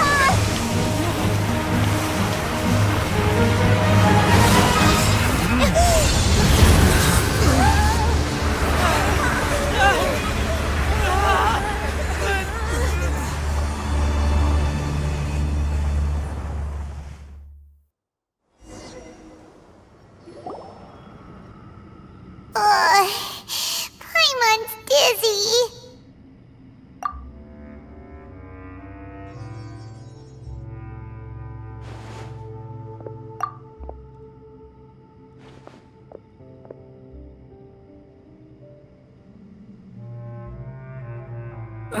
This day's going just great. What a nuisance. The sand dune collapsed. I saw an energy field. The village keeper protected us. It glowed green with Dendro. Just like you said, it may well have been the remains of Lesser Lord Kusanali's power inside the scholar's body.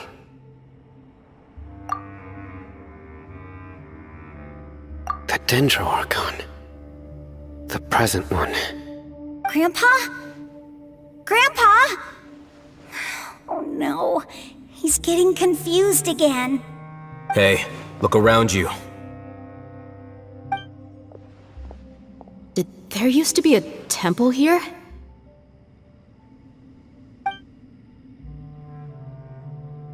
It seems that when the sand dune collapsed, it exposed these underground structures. The symbols on the gate belong to the Scarlet King's civilization. This structure must be ancient. Over time, the sandstorms completely buried it and left it in the state we see now. It could have been an underground palace in the distant past. Oh, a miracle. Praise the Scarlet King! What's he doing here? And his men too? They must have fallen down here with us. Pretty lucky if you ask me. Most of them seem in really bad shape. Except for him. He got off lightly. Mind your head. No, this isn't the time for conflict. Our exalted lord has shown us the way to his sacred palace. He's not actually gonna go in there, is he? As it happens, I want to take a look inside too. What are you doing? Don't you think it's curious? 1 minute, Lesser Lord Kusanali's power protects us from harm, and the next, remnants of the Scarlet King's civilization appear. Two major deities are vying to showcase their power to us. It would be a shame not to witness them both. Paimon thought you weren't interested in gods. Indeed. In my view, gods are just a higher form of living being, or creature, you could say. New discoveries are always worth investigating. Whether they have anything to do with gods is neither here nor there. Raman, what are you gonna do about your men? I'll just let them lay here. The Scarlet King will take care of his people. Right now, I'm going inside.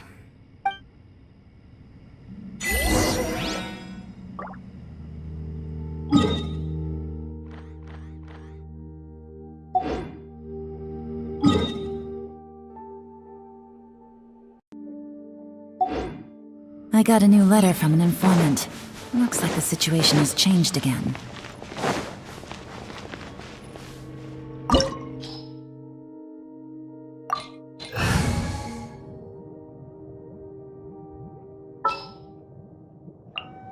What is the situation?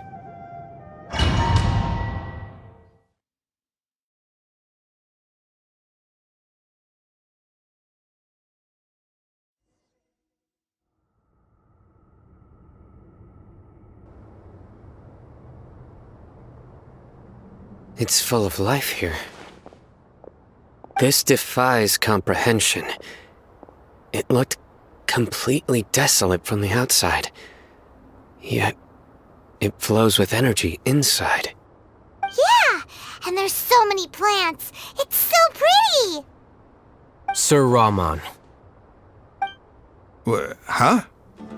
Me? Do you see another Raman here? Are you mocking me? What do you mean, sir? Interpret it however you want, but there's something I'd like to draw your attention to. While this structure is clearly left over from the Scarlet King's civilization, the energy that flows in here is that of the Dendro Archon. Whatever you say, it's not like I have a vision. There's nothing to be angry about. Think of this as an academic journey. It does seem kinda strange. If that's true, then we might have to explore this whole area to find an explanation.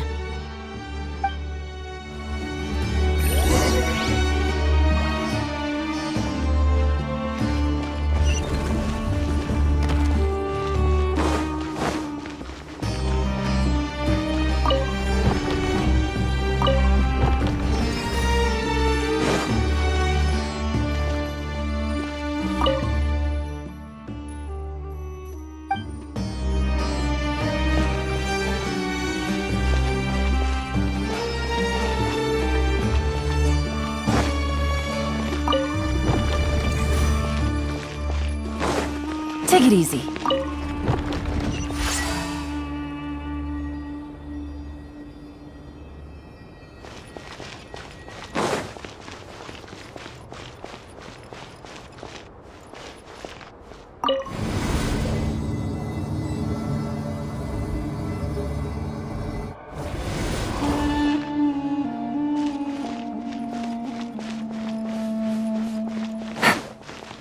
Take it easy.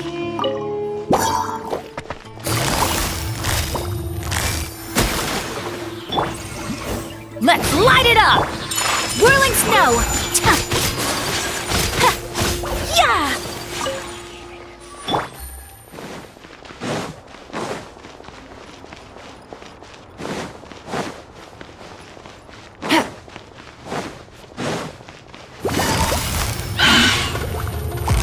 Busted. Shine down! I'm going in! Quietly now.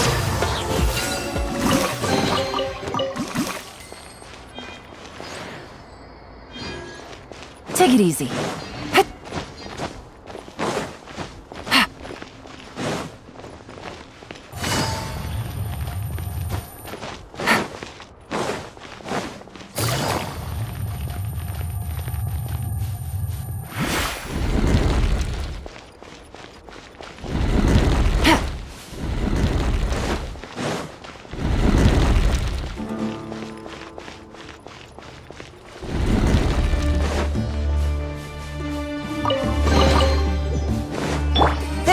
escape!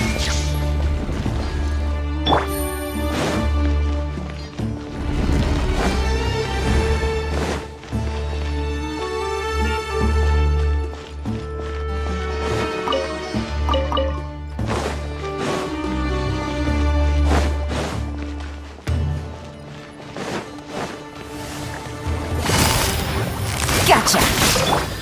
Let's light it up! Take flight! Ta! Hip!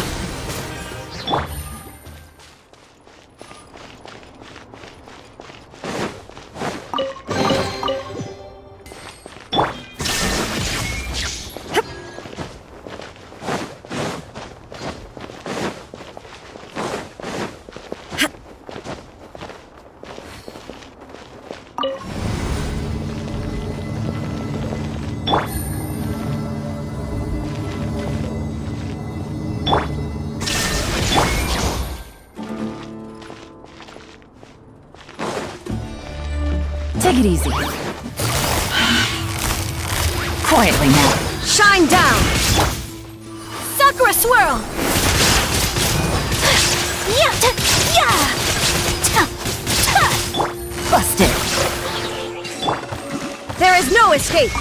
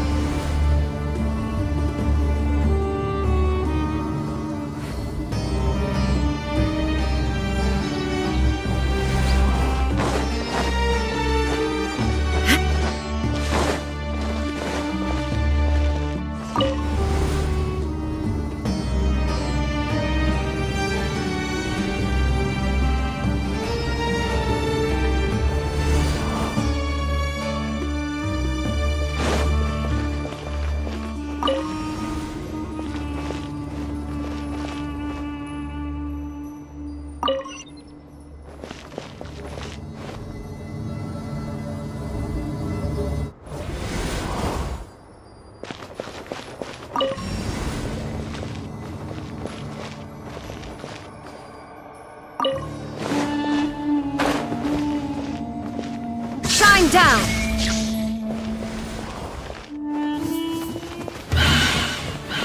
Teamwork is dreamwork!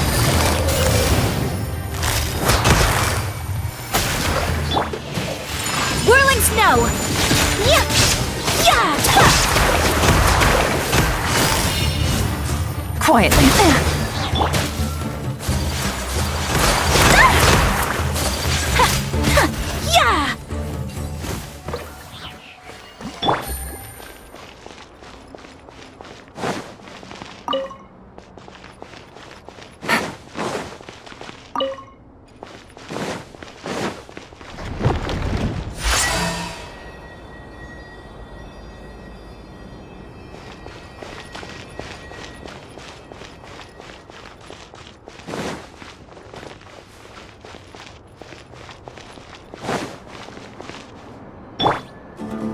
Illusion shattered!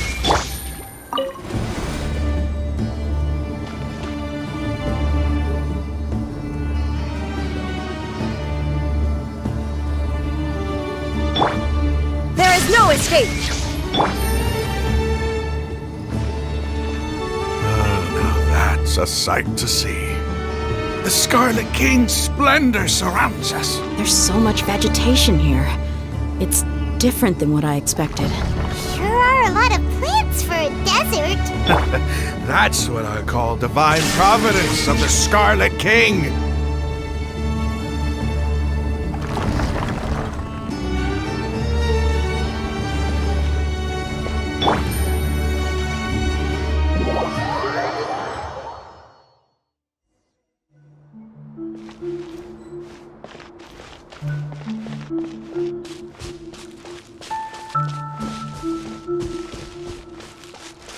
It's getting brighter! Oh, it looks so beautiful!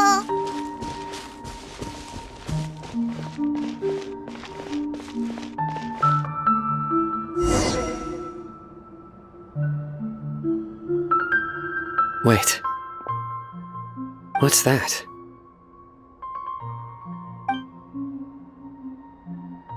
A load of flowers, and it looks like there's something among them.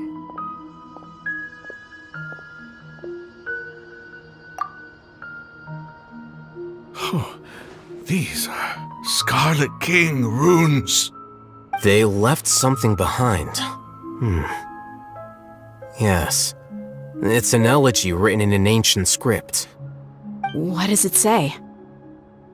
Here lies our faithful priest Kasala. His wisdom is a miracle among the people, deserving of high praise and admiration. You can read ancient Scarlet King script? Of course. Every student needs to master at least 20 languages before they graduate. He's not serious, right? There's still something off about this place. The elemental energy here is too concentrated. The scent of life. Is it trying to tell us something? Is this it? Analyzing.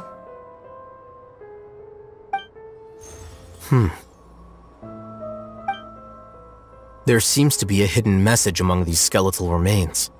Excellent. There's a device from the Scarlet King's civilization in this gravesite. I'll transmit the information over and project it for everyone to see. Isn't sharing knowledge against the Academia's rules? Yes. However, under the circumstances, I'd prefer you to see this for yourself. You'll understand after watching it.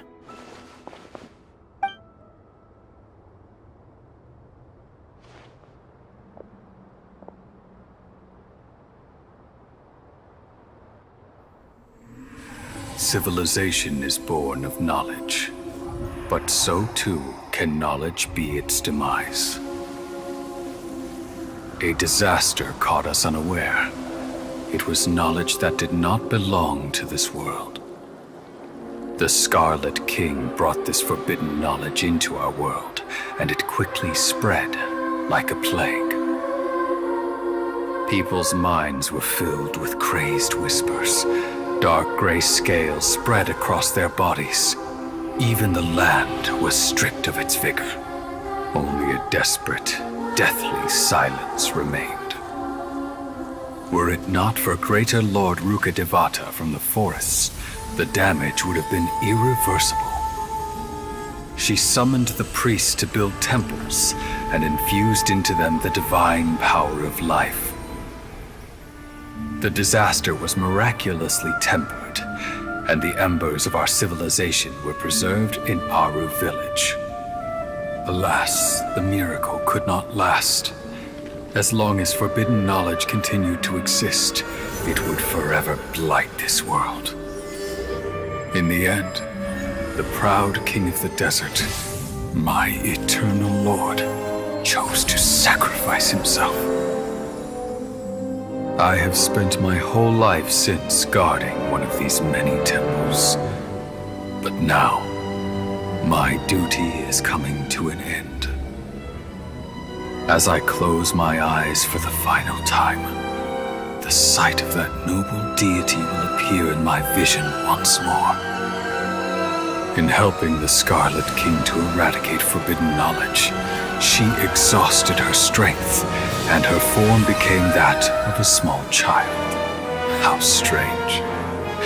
Now that I think of her, I no longer have any fear of death, for I sense that the spirit of life will abide with me during my eternal sleep. Children of the desert, cling no longer to past grievances, but hold tight to the memory of this act of benevolence. What was that? The priest's memories. No, impossible. Greater Lord Rukkhadevata. So the former Dendro Archon and the Scarlet King were never enemies at all. But this doesn't make any sense. The Dendro Archon's followers, they're clearly... Was that the former Dendro Archon? She became so tiny in the end.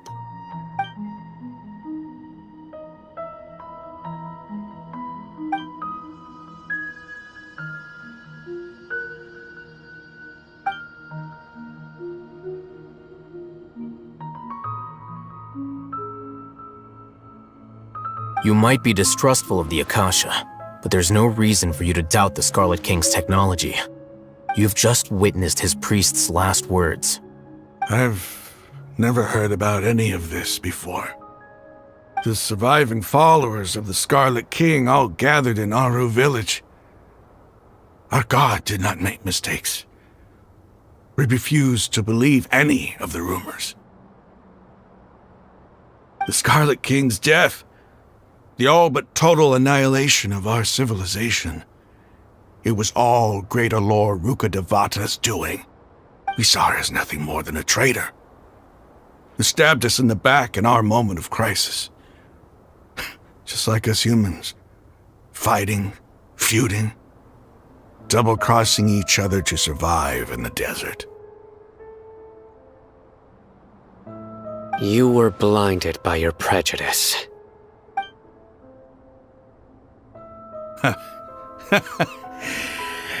If I hadn't seen this for myself, if I hadn't witnessed his last words with my own eyes, ears, and heart, how could I ever begin to accept this? The truth is so far from what I've always known.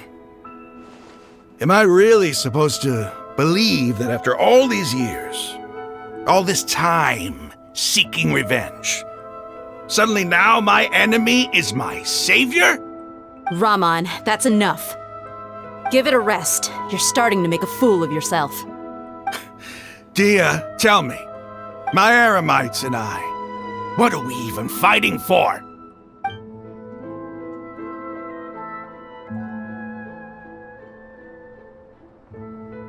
Hey, how you doing?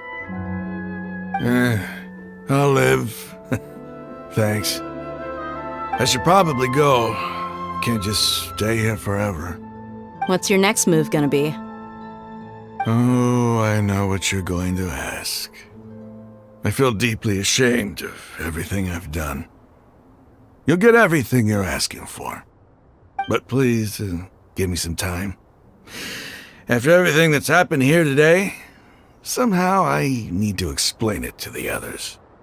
It's not gonna be easy. Well, I guess that's for me to deal with. Dehya, this is where our camp's located. Make a note of it. When would be a good time for us to go? Tomorrow, I'll convince everyone that we're all on the same side. And I'll return every last one of your your village keepers. We'll share our other resources with you too.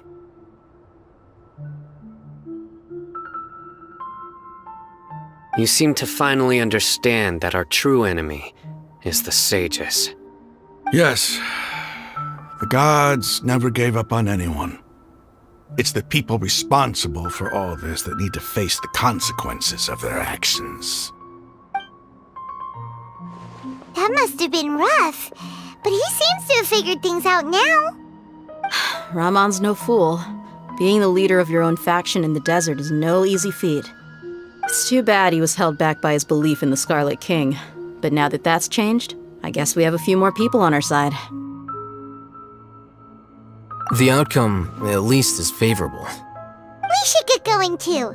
Let's head back, have a proper meal, and a nice, long sleep. We'll need all our energy tomorrow.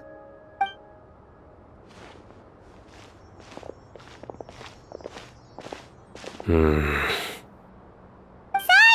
we're leaving! Stop yelling.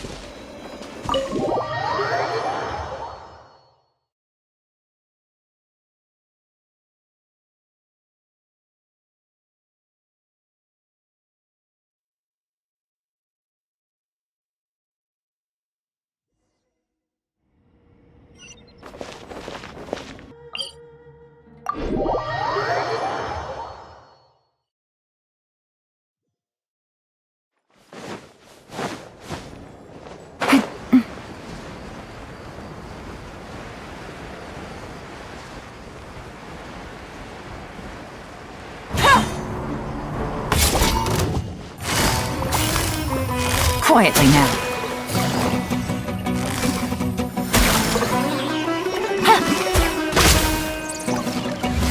Everybody stand back!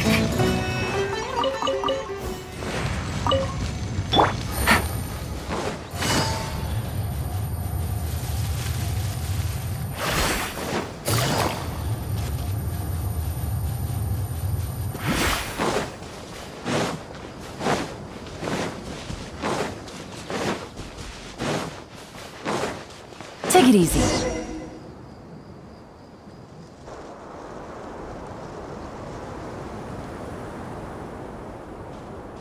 Rahman, we're here. Everything's been arranged. Someone will bring the village keepers back to Aru village shortly. I guess all I can say now is, thanks for agreeing to help. Don't mention it. I think we can both agree you went to hell and back for it. But we share a common cause now. From here on out, we're allies. Where are the perpetrators? I'll bring you to them. Follow me.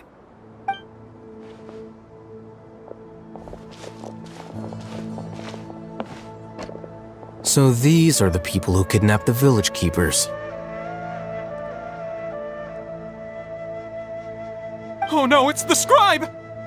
There's no need to yell. No one can help you now. We've been all over the desert trying to find you! That's right.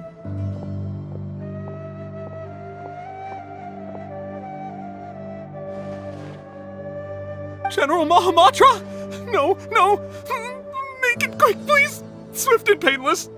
Whoa. The moment they set eyes on Cyno, they turned pale like they've seen a ghost! You should have known that I would be coming for you. Wait, we were just following orders! You know what I'm talking about, right? There's no way we could have done all this by ourselves!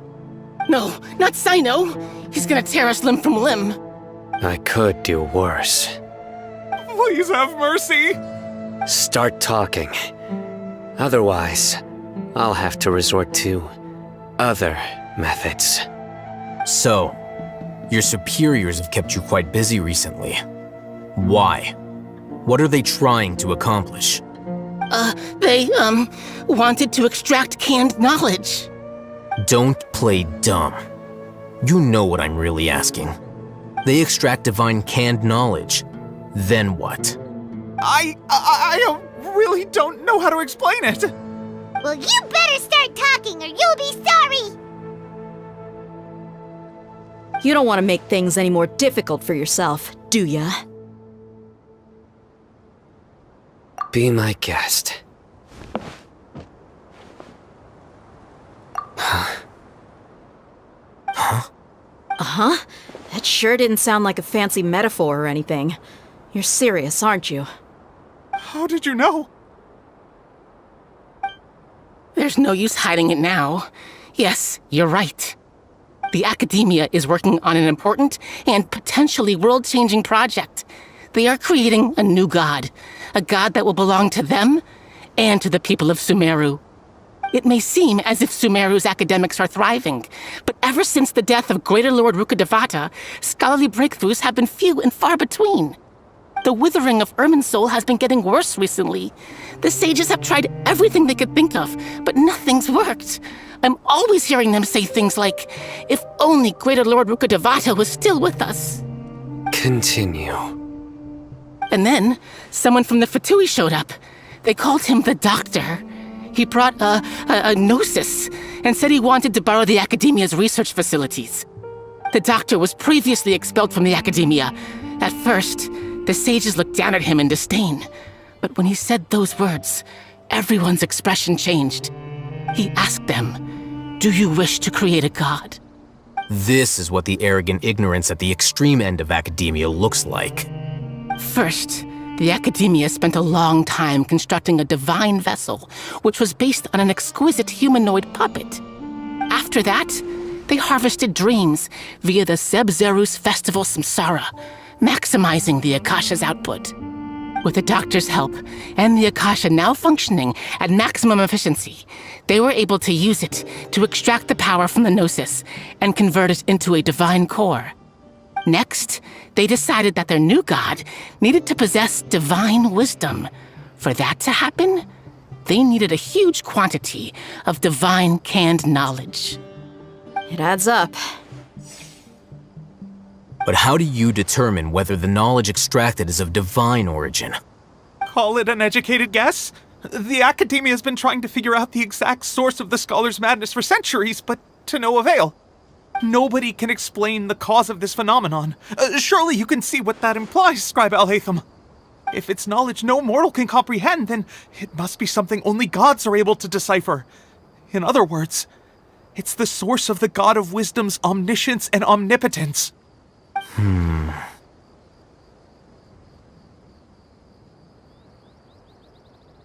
You must have noticed by now.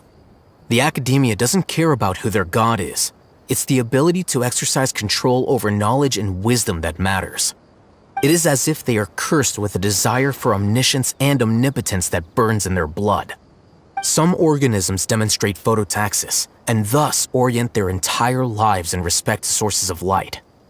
For the sages, their only source of hope is the existence of a deity who embodies the acme of wisdom. This is but a form of phototaxis. For many scholars, the absence of a god of wisdom means stumbling in the darkness for the duration of their lives. Then what does Lesser Lord Kusanali mean to you? Is she not a true god present in this world? If you already have a new god, why try to create another one? From the beginning, the Academia has never treated her as a god. When the Academia first discovered Lesser Lord Kusanali, the newborn god of wisdom, the sages hoped that she would be as wise as Greater Lord Rukkhadevata. But upon evaluation, they found that at the time she possessed no more intelligence than any ordinary human child. The sages never had a ruder awakening. This forced them to accept that Greater Lord Rukkhadevata had indeed passed away. Not to mention that Lesser Lord Kusanali's Gnosis had been used to power the Akasha this entire time. By herself, she has neither an Archon's raw power, nor the spectacular insight expected of a god of wisdom. Slowly but surely, people began to forget about her existence. So, this is the path the sages have chosen.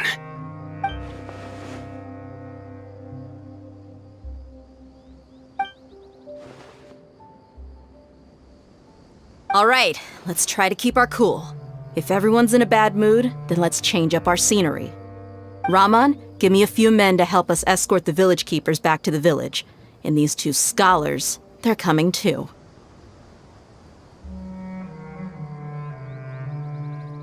Sure, as you wish.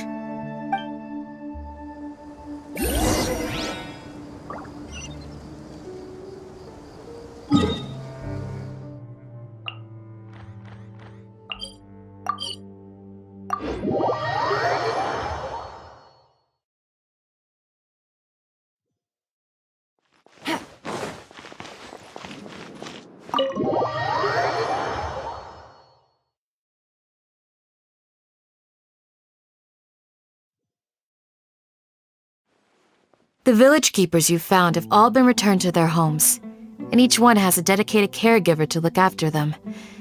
The 2 new scholars are being kept under close supervision, too. Really great work, everyone. The atmosphere is so heavy.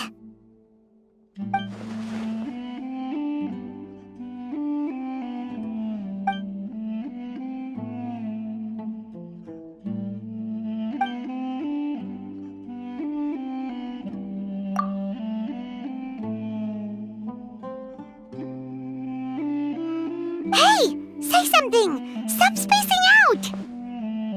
Come on, is there nothing left to talk about? In that case, let's all get some water and try to think about something else.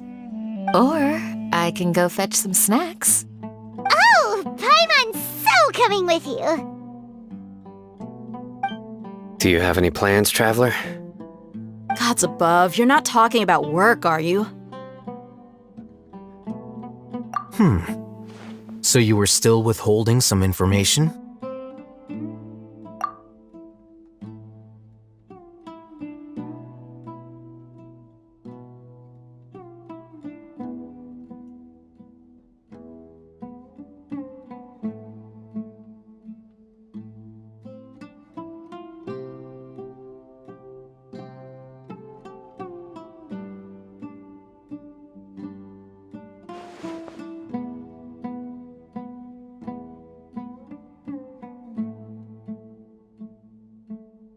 Even though we lived through all of this firsthand, it still feels super surreal to hear you talk about it again.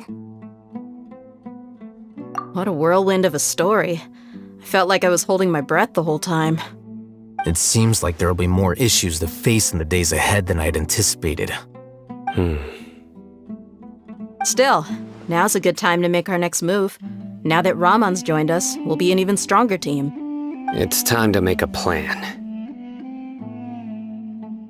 Indeed. These events are a flagrant transgression of the rules in every sense. We cannot allow it to continue. So, everyone, are we on the same page? Crush the sages and rescue our god. That is our ultimate goal.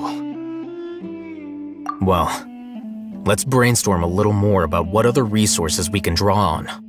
The next time we gather here, we must have a solid plan. Yep, it'll work out for sure.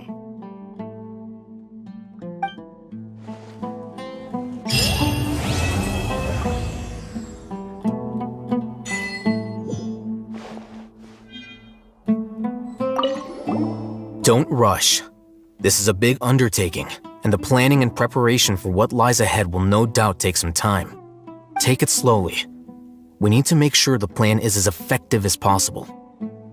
He's starting to read his book again. Hey, are you even listening? Would you like me to lend you something to read? No way! Your books aren't quite to Paimon's tastes.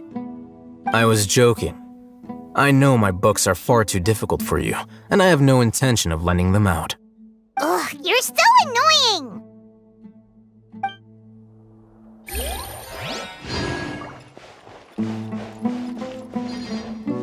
You must let me know if there's anything I can do to help. Though I cannot leave Aru Village, I can't help but feel stirred when I see the looks in your eyes. I've never felt as roused as this when fighting alone in the past. I suppose this must be the power of camaraderie.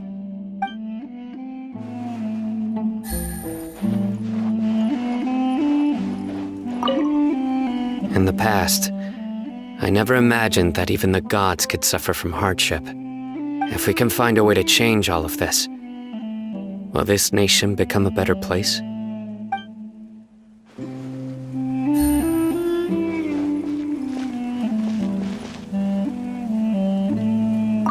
past few days have been some of the most challenging work I've ever taken on. And none of it'll earn me a single mora. I can't believe it. Look on the bright side, Dehya. Maybe we'll get a huge reward after this is all over. You've got a point. Hey, what would you do if you woke up tomorrow with more money than you could ever spend? Paimon would buy boatloads of tasty snacks. That's it? And maybe some tasty drinks as well? How adorable. Well, here's to all our indulgent fantasies. If there's a chance they can come true, I'll give it my best shot. And here's hoping that everything we do from now on will change this world for the better.